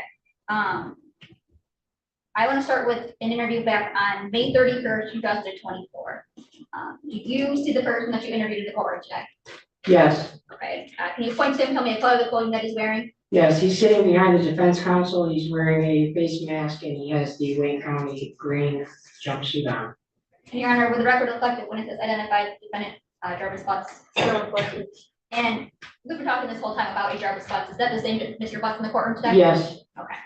Now, this interview back on May 31st, 2024, where was that that was at the Wayne County Jail. at? And who was all there? Myself and Sergeant Lance Sullivan. And do you recall about what time this interview took place? It was in the afternoon, Or about, and how long did this interview last? like 2-3 hours. And with Mr. Butts, did you ask him about his education, speaking English, things like that? Yes. Did you offer him any food or drink? I believe at one point we had asked him about if he needed some water because we had been there in it. And did you read Mr. Butts his constitutional rights? I believe Sergeant Sullivan went through those with him. Okay. And was something used to assist in the reading of those rights? Yes. Your Honor, may I approach? Yes. Handing you with Smart Appeal Court 26. Tell me what it is I just handed you. So this is a Detroit Police Department constitutional rights, advice and rights form. And is that a fair and accurate depiction of the one that was executed back on May 31st, 2024 with Mr. Butts? Yes. Your Honor, I move for the admission of people proposed exhibit 26. No objection. It'll be admitted as people 26. And did Mr. Butts, did he sign or initial acknowledging his rights? Yes, he read them and he initialed them and he signed. And did he agree to speak with you two? Yes. Okay, and I would ask for voluntariness.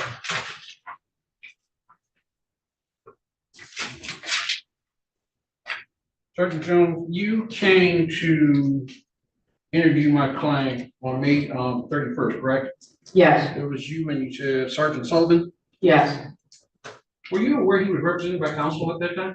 yes. In fact, did one of you call his counsel and ask for permission to interview him? On that date, Not on that date, prior to that date, several months before, yes. in April 17th, in fact, right? I don't have the exact date, but it was a couple months before that. And the word you were under no circumstances, right? Under no circumstances Did to, you interview Mr. Butts?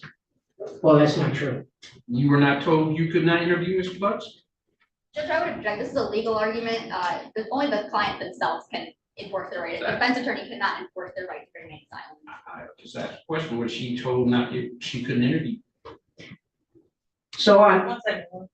Were you ready to say something else? But it has nothing to do with this interview. If we're talking about voluntariness, I want to see, was she aware that he had a right to have his counsel? They contacted his counsel told them, no, do not interview. And Ms. Murphy, you're saying this had nothing to do with this interview that you're speaking of? Yeah, this was 2 months prior. That was not this day, this was completely separate. And a defense attorney cannot invoke their client's right to remain silent. That's just the end of it. It's true. So you and your partner went to speak to Mr. Butts, correct? yes, You took him, where did you interview him from? at the Wayne County Jail. Okay, did you interview him on this was at, forgive me, Division 1 Yes, beer? Did you interview him on his floor or did you take him somewhere else? I don't know where his floor is, so Wayne County had prepared a room for us to be able to interview him. Okay, so you took him to another room and you and your partner interviewed him Yes, and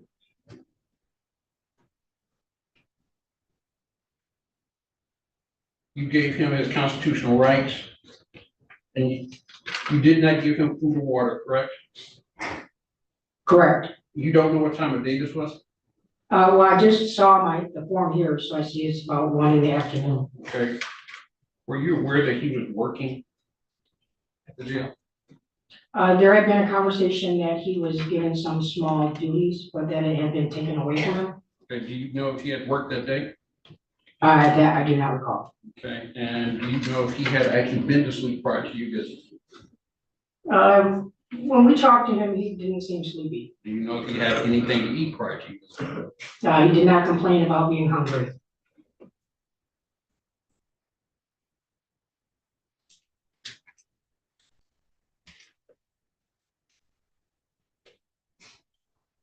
Yeah, we're going to pass voluntariness. Thank you. Now, this interview with Mr. Butts on May 31st, 2024, was that recorded in any way? Yes, And how was it recorded? it was recorded with a body worn camera from the Detroit Police Department that were issued, and it was also recorded on a audio recording for voice only. Okay, so it's audio and video on body cam and then also. Yeah, so 2 different factors. Okay. So, it's fair that, you had seen this video prior to that? Yes, Okay, and, when you saw that video from, May 31st, 2024, was that video a fair and accurate depiction of the video interview that took place? yes, And I move to the admission of the proposed exhibit 27. Objection. No objection. It will be admitted as People's Exhibit 27. Thank you. And for the audio, did you have a chance to prior listen to that? yes, And was that audio a fair and accurate depiction of the audio that was recorded from the interview back on May 31st, 2024? yes, And I move to the admission of the proposed exhibit 28. The objection. No objection. It will be admitted as People's 28. Thank you, Judge. And you also interviewed him. Let's go with the 31st. Your Honor, may I publish? Yes. I make clips this time. I'm not going to play the entire.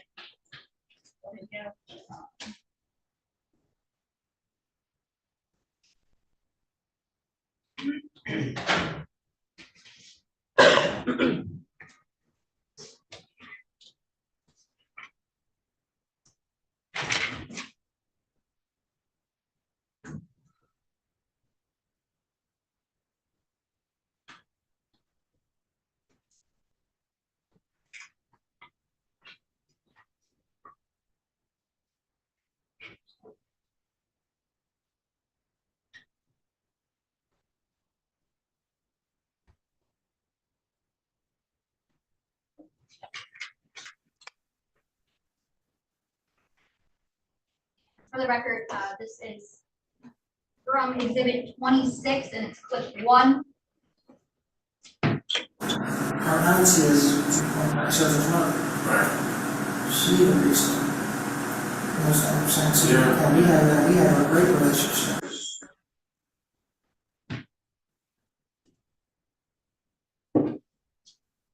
You know what I'm saying? Like I say, And this is clip 2. you know what I'm saying? Like I say, when I found out this was, I actually went to it. You know what I mean? But I try to keep my distance away from it because I don't want you to be. The history. You know what I'm saying? So I have this best as I can't hear anything you're saying. He is very quiet. I don't know if it's my volume that has to go up. Let me try turning it down on the TV. I can't hear one word.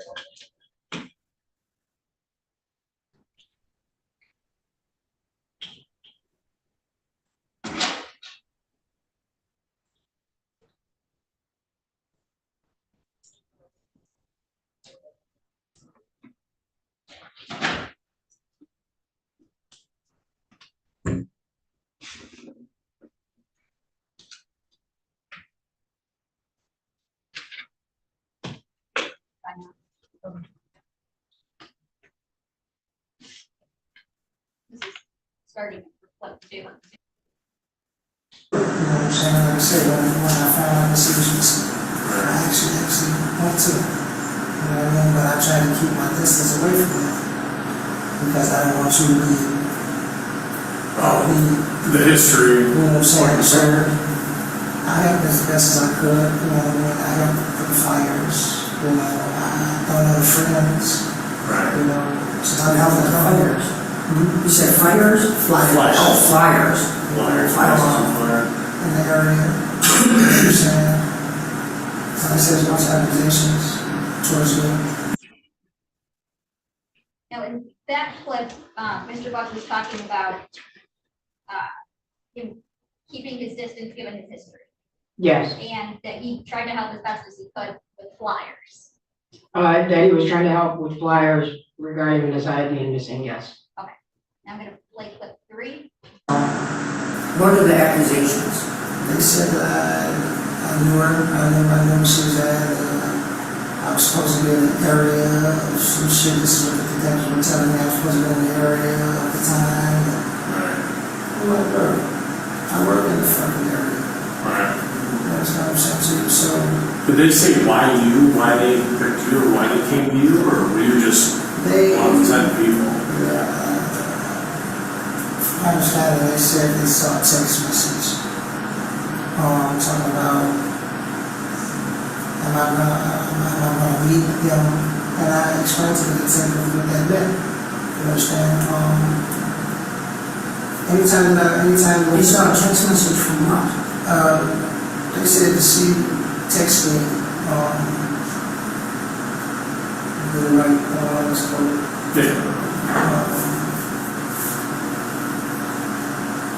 Am I gonna meet her at the place?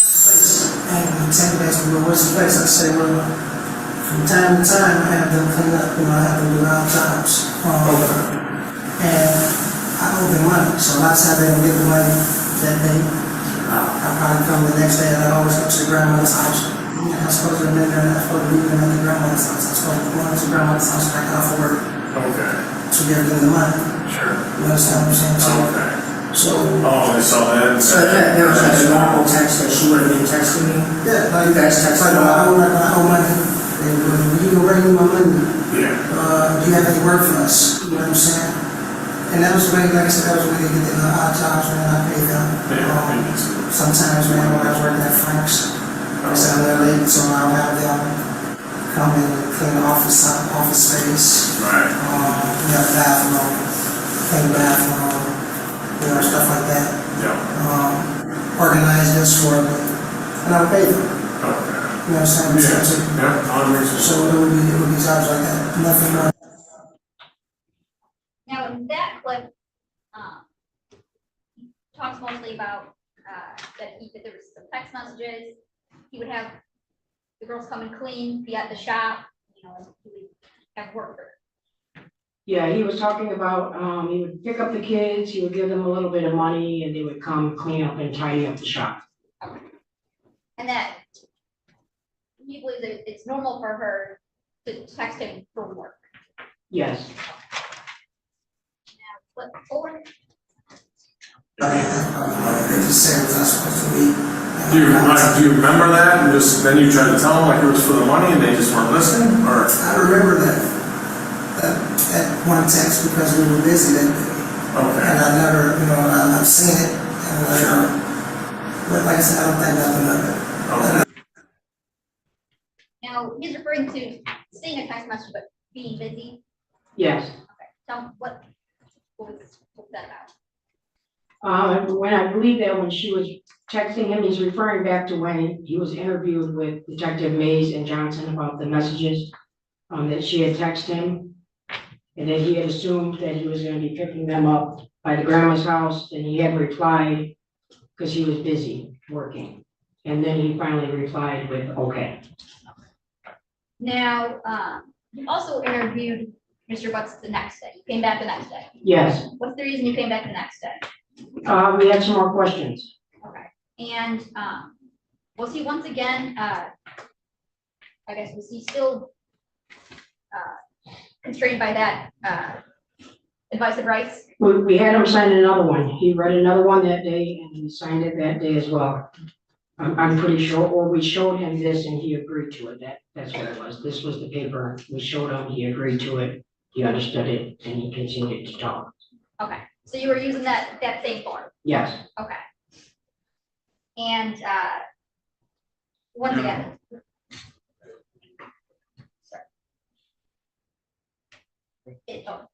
Okay, and once again, he acknowledged his rights. Yes. And, he did continue to speak with you. Yes. Okay, he didn't mention anything, about not wanting to speak with you? Correct. And did he give you any reason in your experience to think that him speaking with you wasn't voluntary? No. And now I passed for what years for voluntariness for June 6th, June 1st? maybe?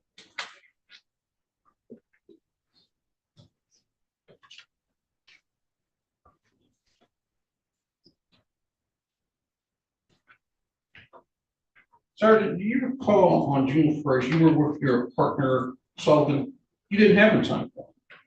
Well, we had presented this back to him. We had this form, advised him that this was still, he understood his rights, and he agreed. So your words, I believe, were, you remember the form you signed yesterday? You still understand that? And did I say that, or did No. Sergeant Sullivan say that? Sullivan said. Okay. You want me to say what Sergeant Sullivan said? No, I just want, you went with your partner and you understand that nobody had him sign anything. That he was re-advised of the rights from the form that he had signed the first day, and he was shown the form, and he agreed to continue to talk. Are you sure he was re-advised or told you remember signing the form yesterday? You would have to play to hear the exact, I can't tell you the exact words that Sergeant Sullivan said. I don't recall his exact words. So, Your Honor, I'm going to object to this. As I recall hearing this tape, there was no reading of rights for the second date. The only thing that happened on the second date was he was advised, do you recall signing the form yesterday? Yeah, that still applies. Do you want to play it so that I can hear it? Sure. Do you want to play June 1st?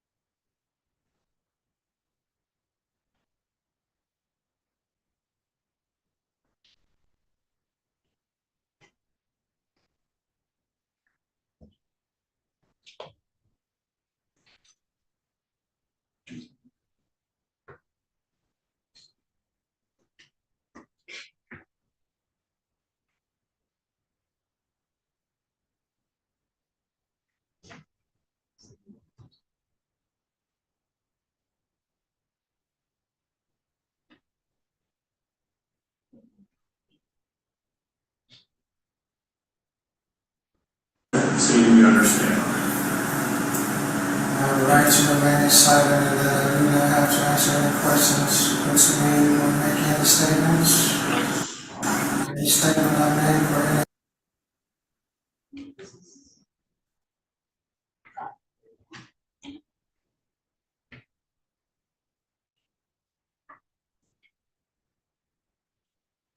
Mr. Lee, it might be best to play that to show that he, or I want to see that as well, to show on the 31st what he understood it to be. Oh, yeah.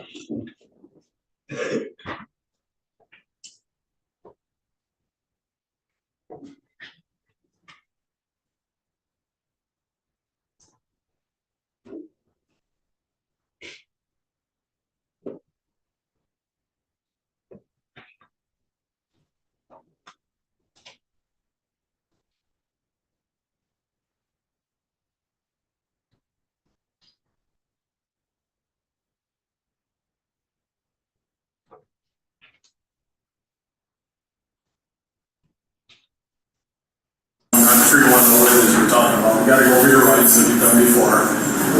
I'm not understanding if you're familiar with them, right?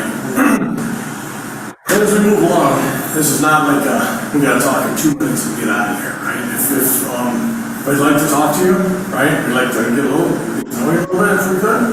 If there's things that we go along and you don't want to talk about, just simply say like, let's skip that, we'll talk about this. Is that fair? Honestly, there's no, we're not gonna flip the script. Yeah, no, we're not gonna flip the script or yellow screen or nothing. There's just a lot of things going on. And we're involved in some of it. We're just trying to get like our mind wrapped around some of it. Is that fair? Okay, you're familiar with your rights, right? You do me a favor, I'm sure you've done it before. Can you read these to me? You can read, right? Okay.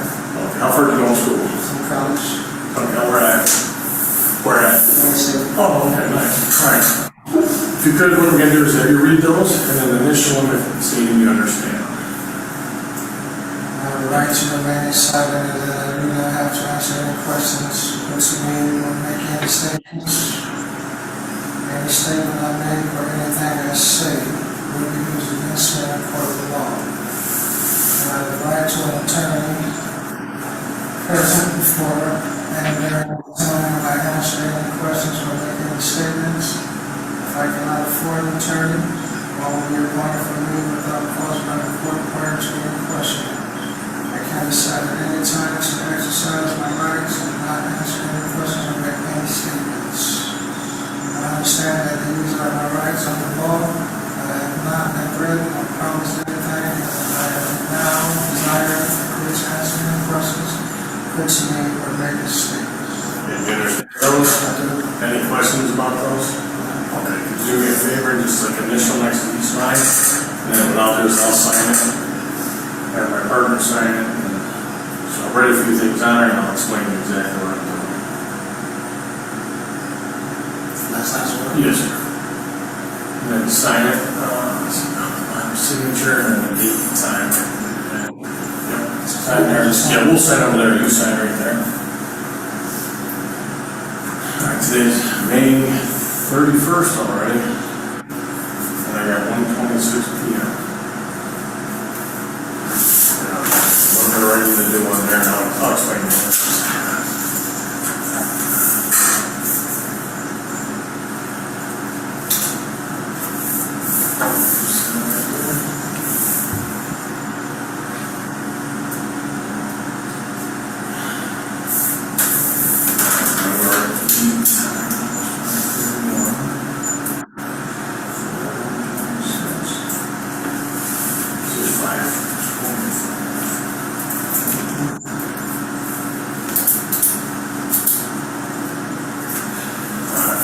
What's your birthday again, Travis?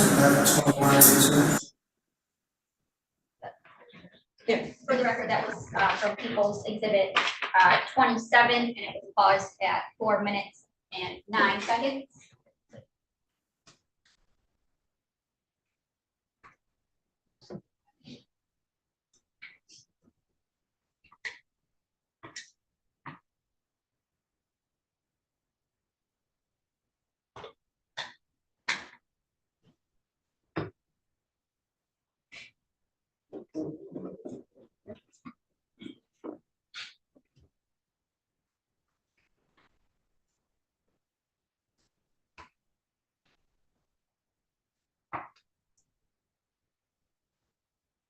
And this is playing from exhibit 29 at 1 minute, 20 seconds. Oh, didn't share, I'm sorry.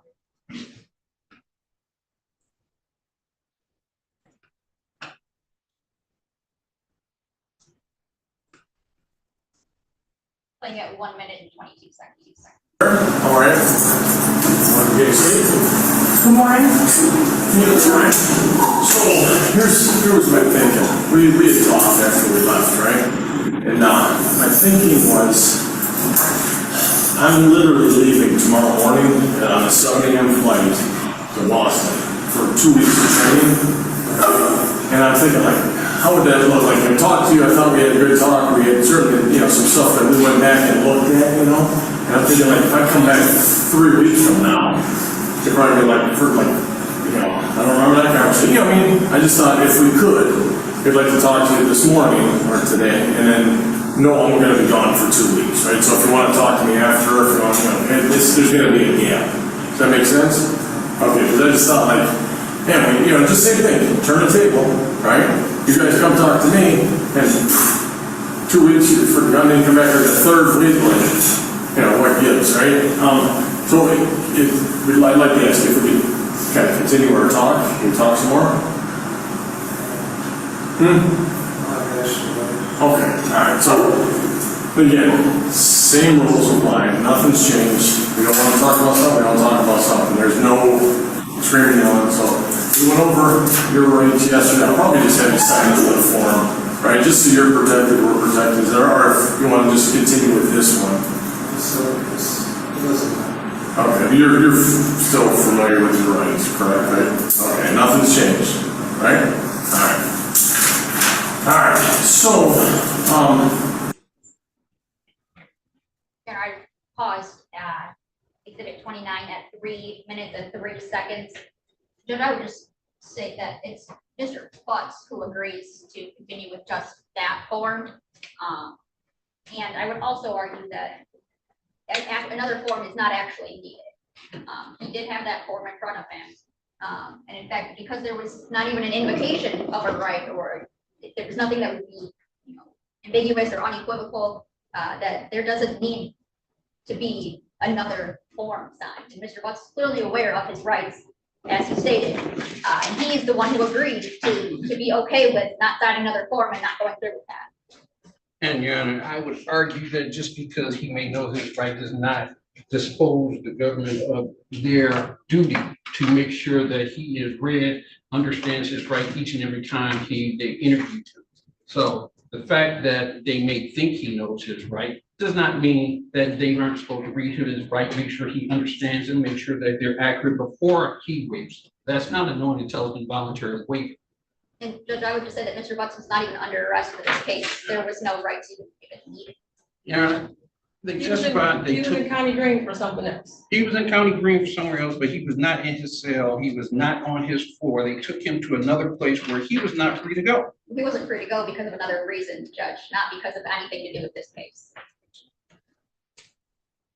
So I also learned, I heard him saying there that he went to Wayne State College. So that That's correct, Judge. question of whether or not you understand is out the window for me. The mail detector did offer, he said that he might as well do a different form, a new form for today. And the defendant, Mr. Butts, said it wasn't necessary, not those exact words. He says the same rules. If you don't want to talk, you don't have to. And are you familiar with your rights? And asked him that, and he said yes. And so if there was anything that was not voluntary about that interaction. So I'm going to find, I'm going to deny your objection and find to be voluntary. Thank you, Judge. And Sergeant Jones, that June 1st interview was audio recorded. Yes, And it was also video recorded, yes, just like the day before. correct. And that video, we've just seen a clip here. Is that a fair and accurate depiction of the video statements that you took back on June 1st? Yes. Over the People's Exhibit 29. Any objection outside of one already? Outside of my standing protection. Yes, it'll be admitted. And it was also audio recorded. Yes, And you had a chance to review that audio. Yes. And that was a fair and accurate depiction of the audio recording of the interview back on June 1st. Yes, ma'am. And I would move for the admission of exhibit 30. With the same standing objection, I will admit it. Thank you. And now I also have clips for this. Do you mind if I sit while I? No, I don't mind. Thank you.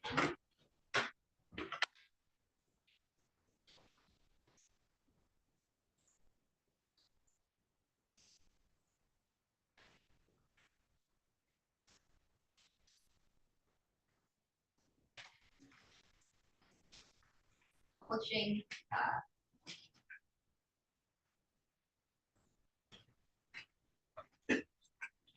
clip 1. Sorry. Yes, from exhibit 29. Straightforward, if you, can I ask you if, I'm not telling you, I'm asking like, did you see her? Okay, so. And you were, Mr. Butts asked if he saw her. Correct. Who was he referring to? Nazaya, Okay, when were we talking about? Did I see her when? on the 9th of January, 2024. And then playing clip 2? And yeah, that's She, what is, What's your yeah, objection? all we heard was, did you see her? I don't think there's enough context for her to make that statement. This is what they're talking about. If she can, if that's the question that was asked, I just actually go back a little bit further and play the exact question and answer. I'm sure, Mr. You have a full interview. I do, Judge, but it's 3 hours long. I don't need to hear the full interview, but if she's going to answer from the simple question, did you see her? The answer is no, that all this other information applies. I'd at least like to hear that. That's all I'm saying. Judge, I would say that this entire interview is submitted. If the court wants to review that, I can go back a little further. It just might take a second.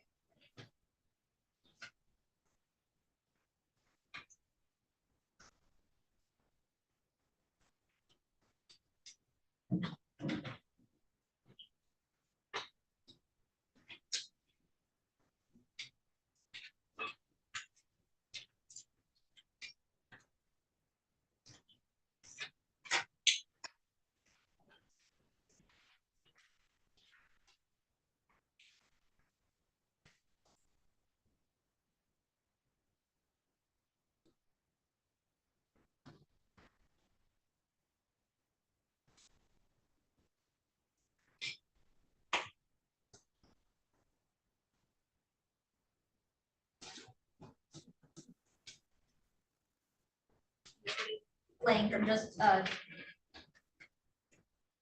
seconds back at 35:58. See, like, I knew what's going on. did she ask you that told her? That's basically what they did. Can I, if I ask you, I mean, everything you've been saying is straightforward, if you, can I ask you if, I'm not telling you, I'm asking like, did you see her? Okay. So, at the end of the day, that's what I told them.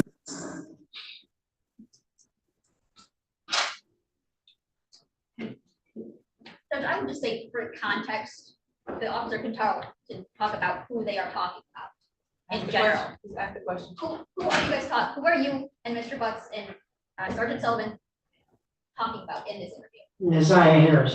Okay, and if there's someone else that you're talking about, do you mention them by name? Yes. Thank you. Okay, overruled.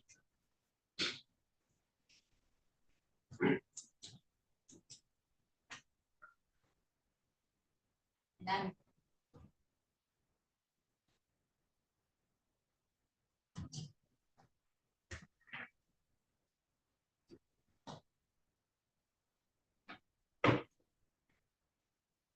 we'll continue with 2.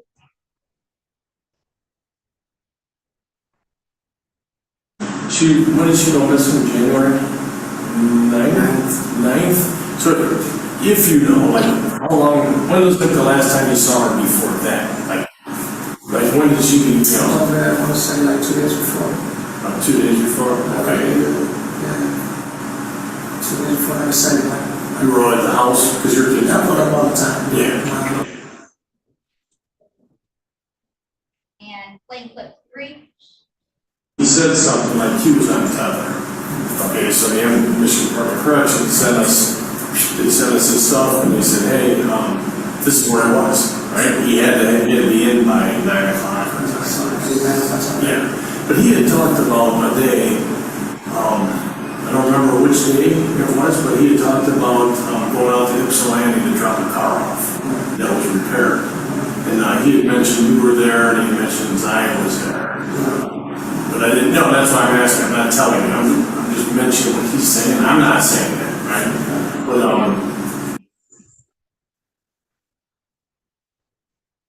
Plain clip 4. okay. You drew it? Okay, was anybody with you? I don't know, like you said, was there a little girl with you at all, or a younger lady with you at all? You were by yourself? Did he drive out there also? What did you do?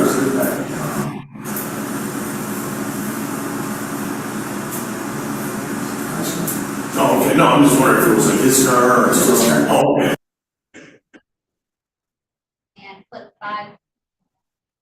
Alright, so like that night, like after you dropped off and did all that stuff, did you hotel or did you stay at home that night? No hotels. No hotels? Okay, alright.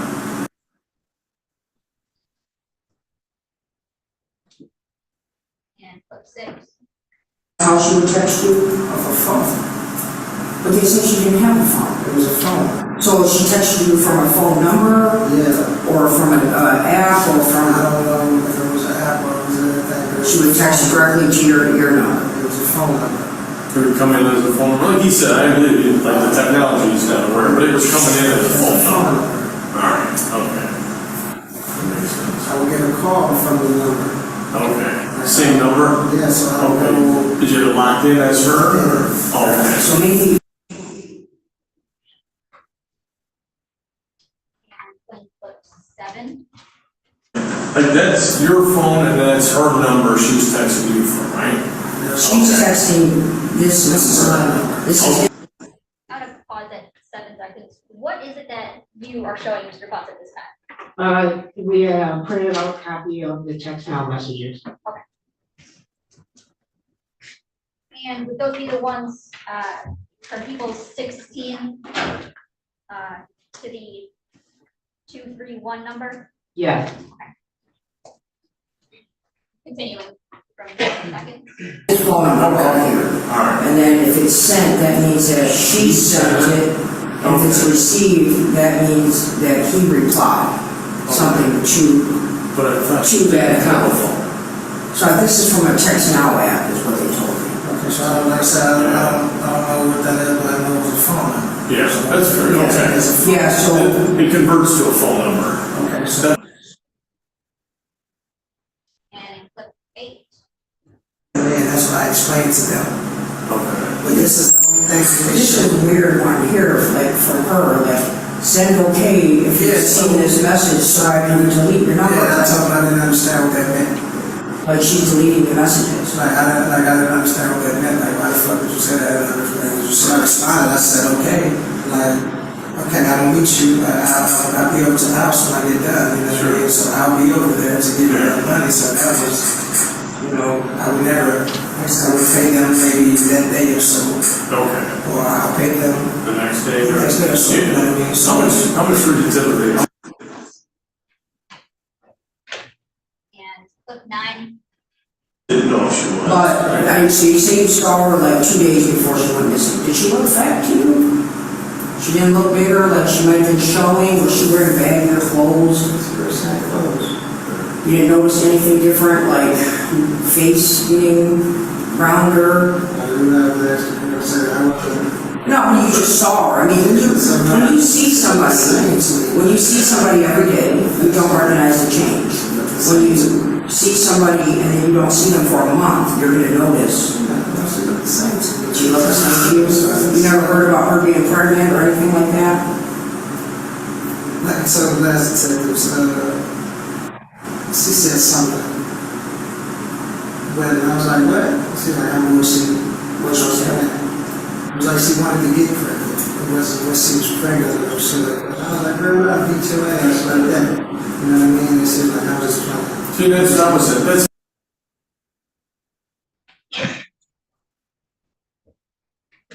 Click 10. So, Go back and play that one more time, the last one. Yes.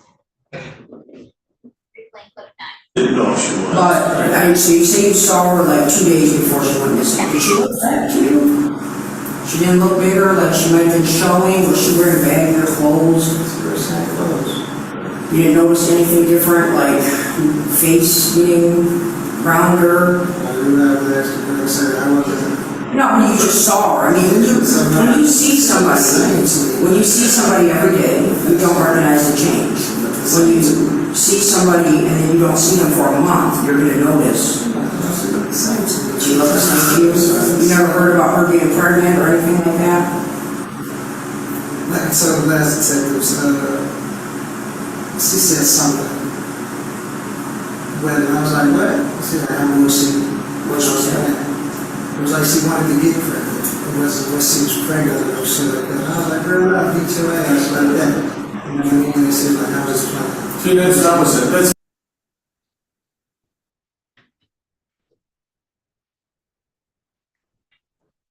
Sitting to clip 10.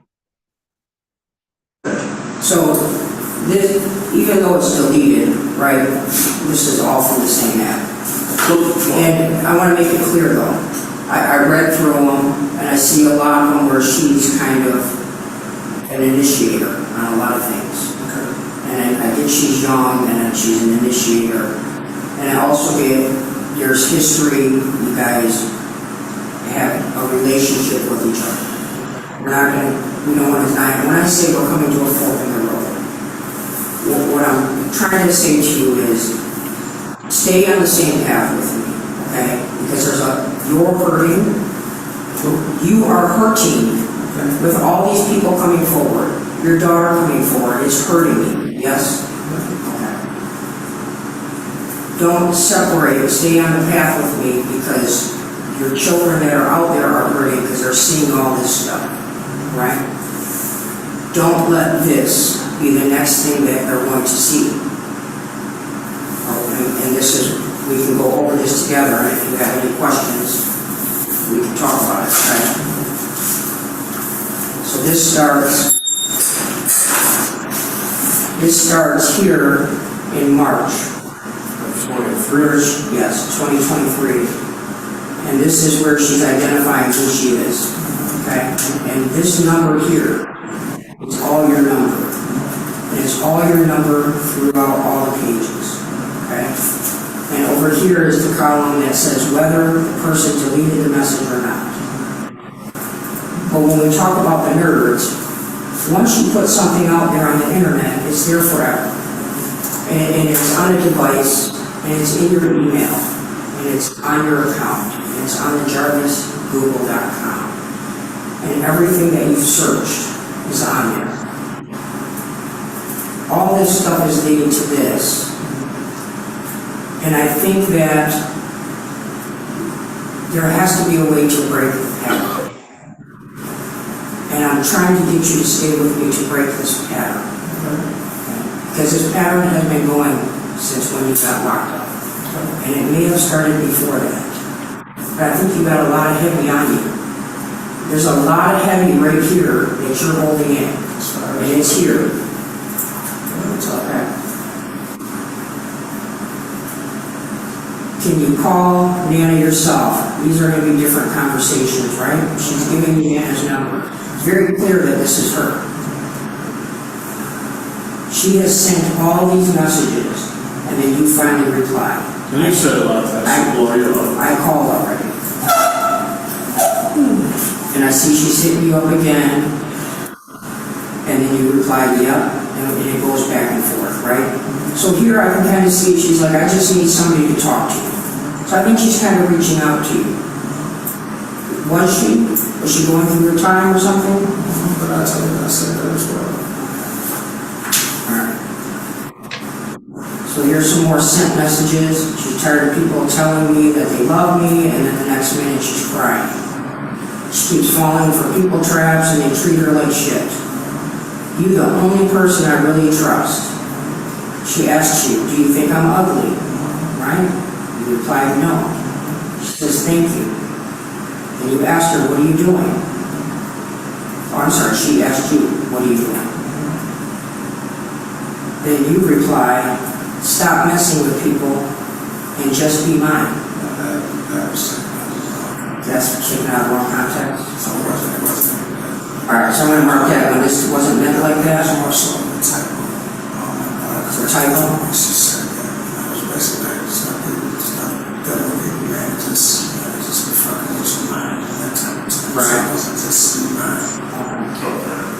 Okay, so then I see up here, there's like a bunch of missed calls and different things. I see there's a pattern here again. She's constantly, where are you? Where are you? Are you coming to get me or what? What's going on? Yes or no, it's getting late, right? There's been times that I'm saying, I'll probably go on, but then I can't think it because they're busy, so. Anytime she kept calling. You said she go ahead and different times. Right, so, here, she's sending me pictures. Do you remember what these pictures were? Those are in a separate folder, whatever pictures she sent you. Did she ever send you anything that maybe she was trying to see if she looked cute or not, that you shouldn't have had, that you hurry up and that I received it? Yeah. You received it, we know that. There's pictures, so what I'm saying is this is just the text messages. So here it tells you each time there's a message sent, right? All right, so we're still in March. Okay. Then you sent something here, I'm coming to get you. And she says, what do you mean? And you said, you heard me. And then she replied, you can't do that. And then she said that she's leaving me going to lunch. Love you. Right? She always says love you. All of them do? Like love you, like okay, it was like so like an uncle love? Oh. That's why we're talking them through, because things can get confusing, right? Someone else that reads it from the outside and twist it. Alright, and we see when she sent another message, she's telling you about how she's high, right? So you're like, so? And then why? Are you mad? What are you doing? What does NTH mean? Nothing? Then back and forth, you come to get me. Then she says here, you can only text me by this number, don't text the Google Meet number no more. Okay, but then she finally got this app and it was like a consistent number.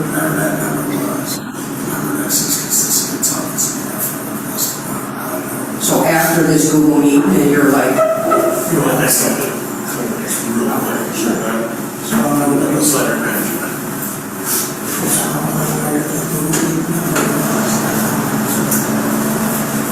yeah, because I think that might be around the time that she had trouble. So she got some phone. They talked about she got a phone taken away. She got several taken away. Several phones, tablets.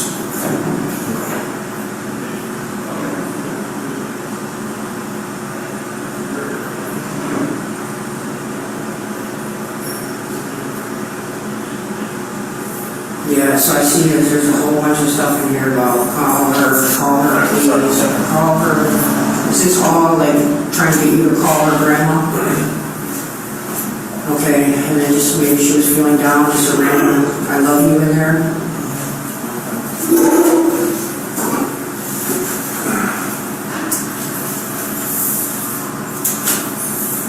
Pull up, and then you mad at me. Why would she be wondering if you're mad at her? Because I'm wondering about the attention. So I see all these sent again, right? We're still only, now we're in May. This is May. What you doing? Good morning. I miss you. I miss you too. Okay. And you sent,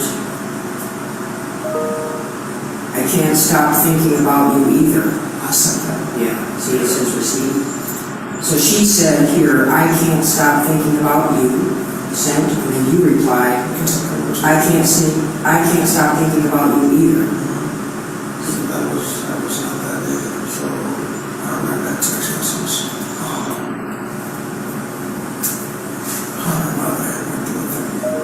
Her mom went through something? Okay.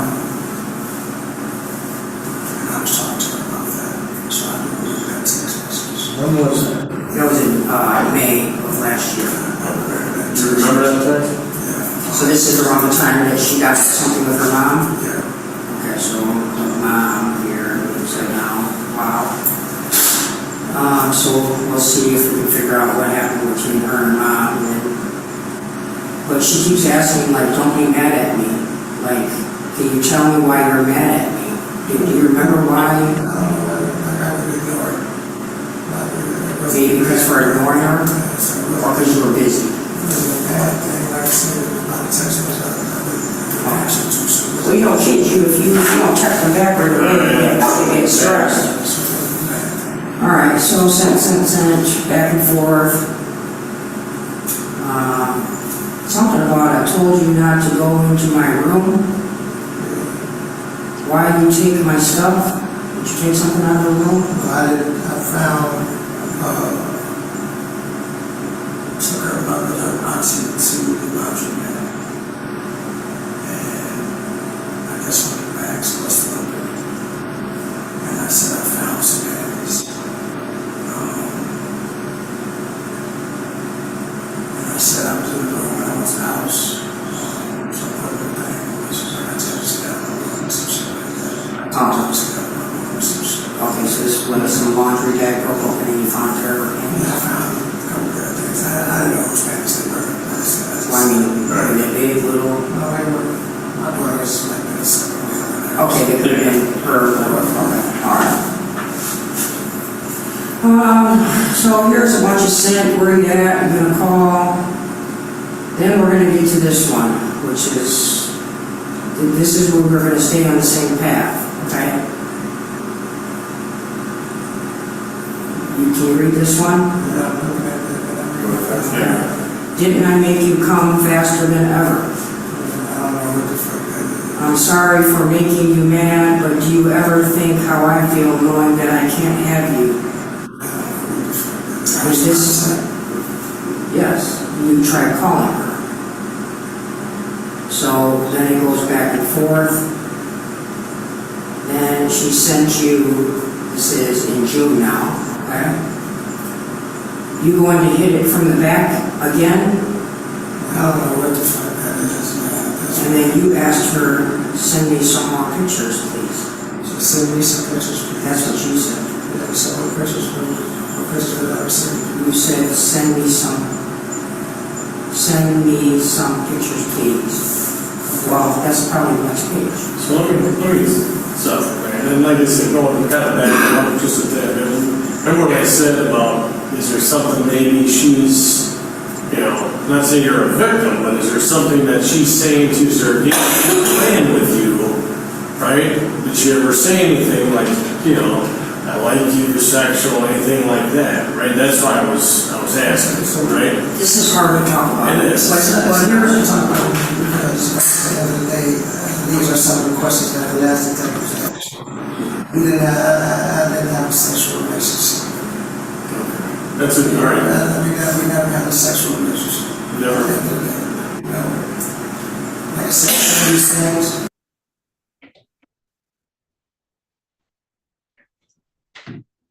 Flip 11.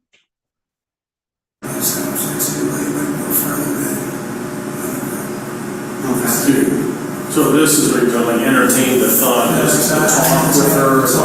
Like I said, So I want to ask you this, and don't. Ms. Wilson, I didn't hear anything that last clip. I can replay it.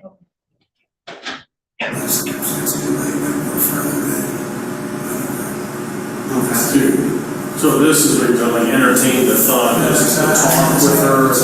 Like I said, physical way. So I want to ask you this, and don't. Thank you. Wait, all set. Flip 12. I mean, when you're saying, like, send me some pictures of her after she's asking you if you're gonna hit her in the back again. I don't know what that, as far as that goes, but send me some pictures. Like she sent me pictures, like I remember getting a few pictures like her down and all that shit. My outfit or something like that.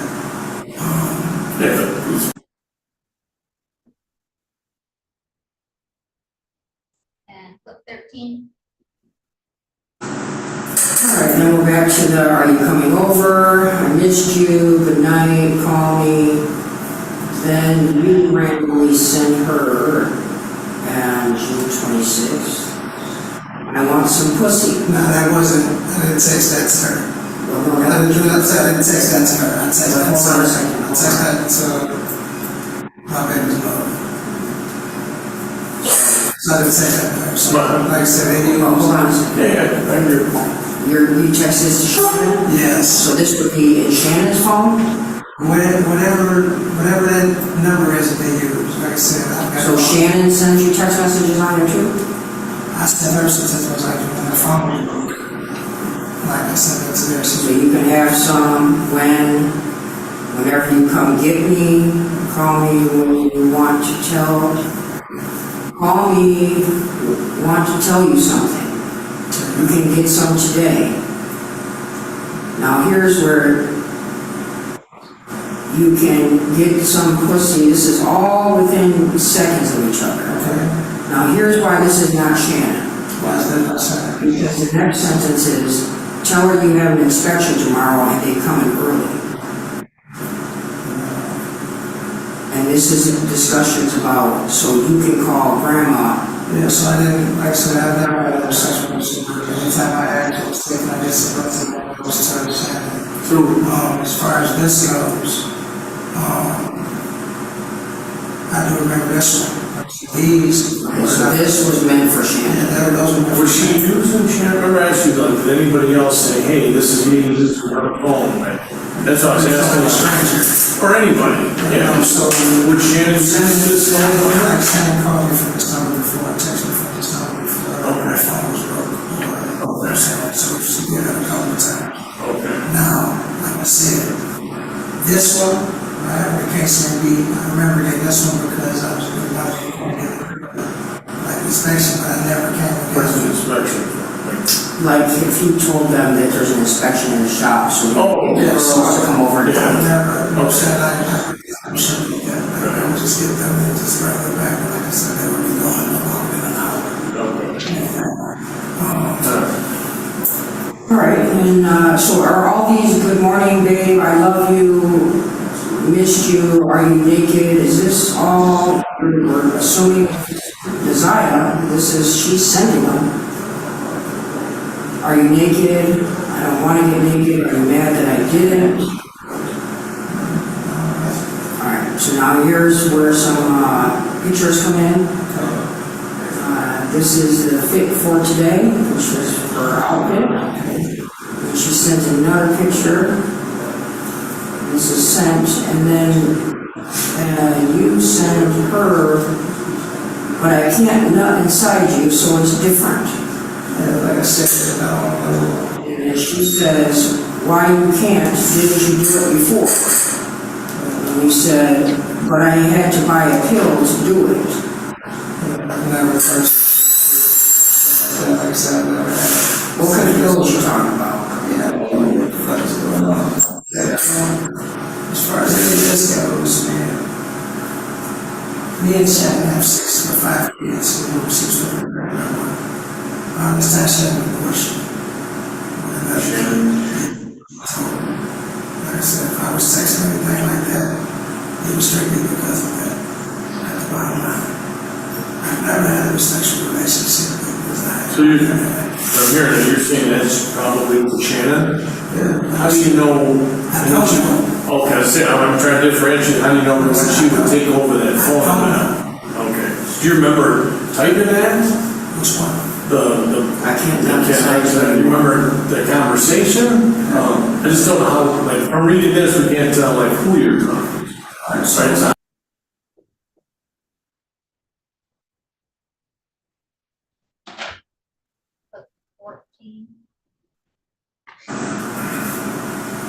So in here, she's talking about, all this is sent, look at how many she sent you.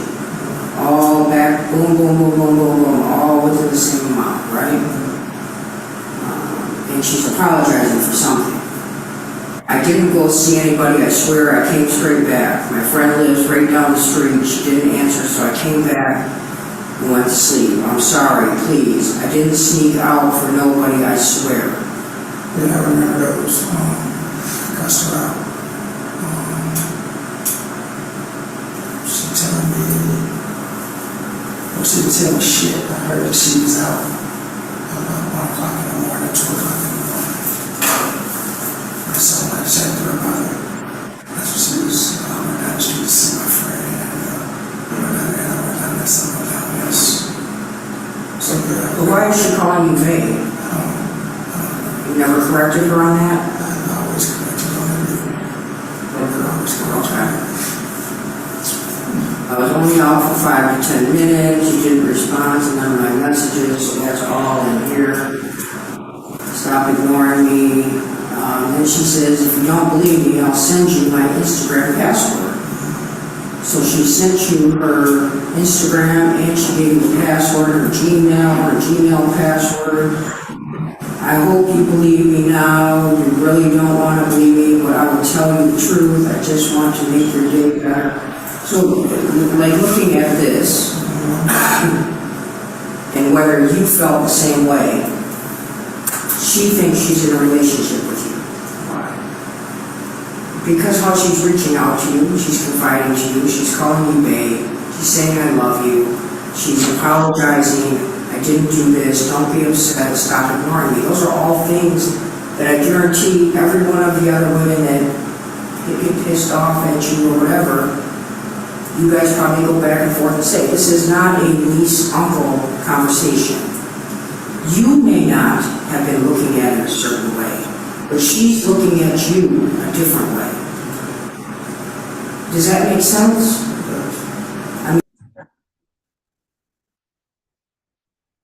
Clip 15.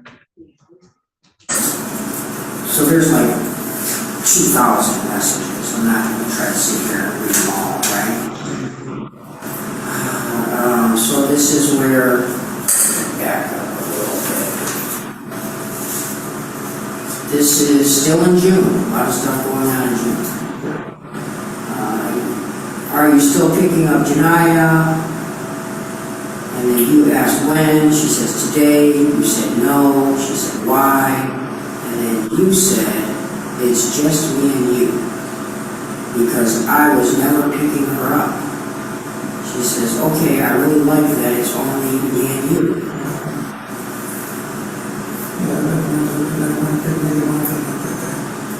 Okay, but why would we, I get it, let's say you didn't, but then why say that to her?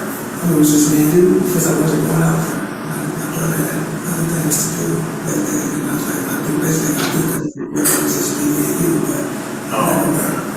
So that's out of context too. Yeah. Alright, so this is still the same day, okay? She said, let's get back in here. Because I was never picking her up, I really liked that. You really didn't want her there, no way. That's what you said. I know I didn't want her there. This is not, I'm not picking her up, this is, why? And you should have said, why? Because she do too much and you're mine. Mine. I said meaning, and Shannon said that she said no for today. I know she said no for today, and she says the meaning is you're mine and mine only, the dick and all of your mine. So that's what this is about where you said. That's what I'm like. This is about the time that you said, oh, this is all those the last person they spent on the time. That was like blew your mind away that she was talking about your dick.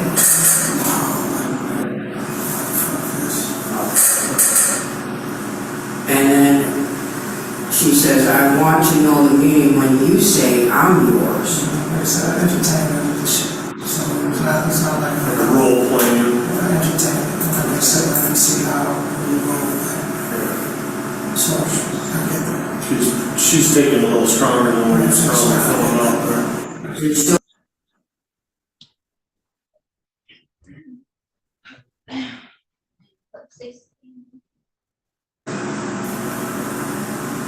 It was never sexual, it was never physical, it was never a sexual physical. Well, this is sexual. I'm saying as far as physical, like the context was. Okay, so just so you understand, this is sexual. Right, the context was. The context of the whole section was sexual. But you're saying. You're talking about you just never went and did it. Right. Okay. So it never happened. Okay, so this is like sexting.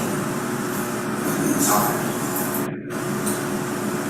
I want to know the meaning when you say on yours, all of you, this continues into, you're agreeing here that this was sexting and you were entertaining it, but you never followed up on it. So it's probably got to get somebody that none of that was never followed up. Right, that's what I'm saying, this is, Just role playing. you were just sitting there talking and you got to follow up and it continues. I'm just, 17.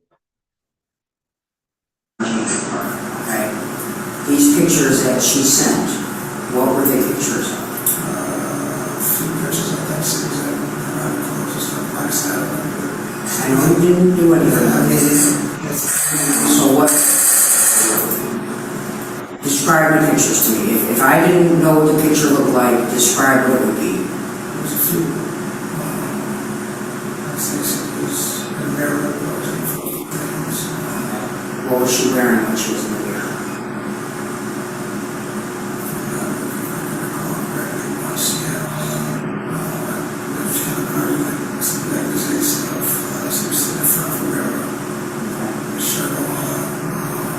Did she ever send you new photos of herself? You did, you know? Were they nude like top to bottom or? But you could tell who it was. That was a little bit hard to hear. What photos? How do you describe the photos? He described one of the photos that she had taken a picture in the bedroom wearing like some lingerie, nighty clothes. That some of the pictures she was nude, that she was nude from top to bottom. That some of them were a little blurry, but he could still tell that it was her. Look, 18. Then here you asked her, this is, now we're in July. I'm just gonna pause at 6 seconds to. Judge, may we approach? Please. Take a 5-minute break. And just move on. Rest break. Good night.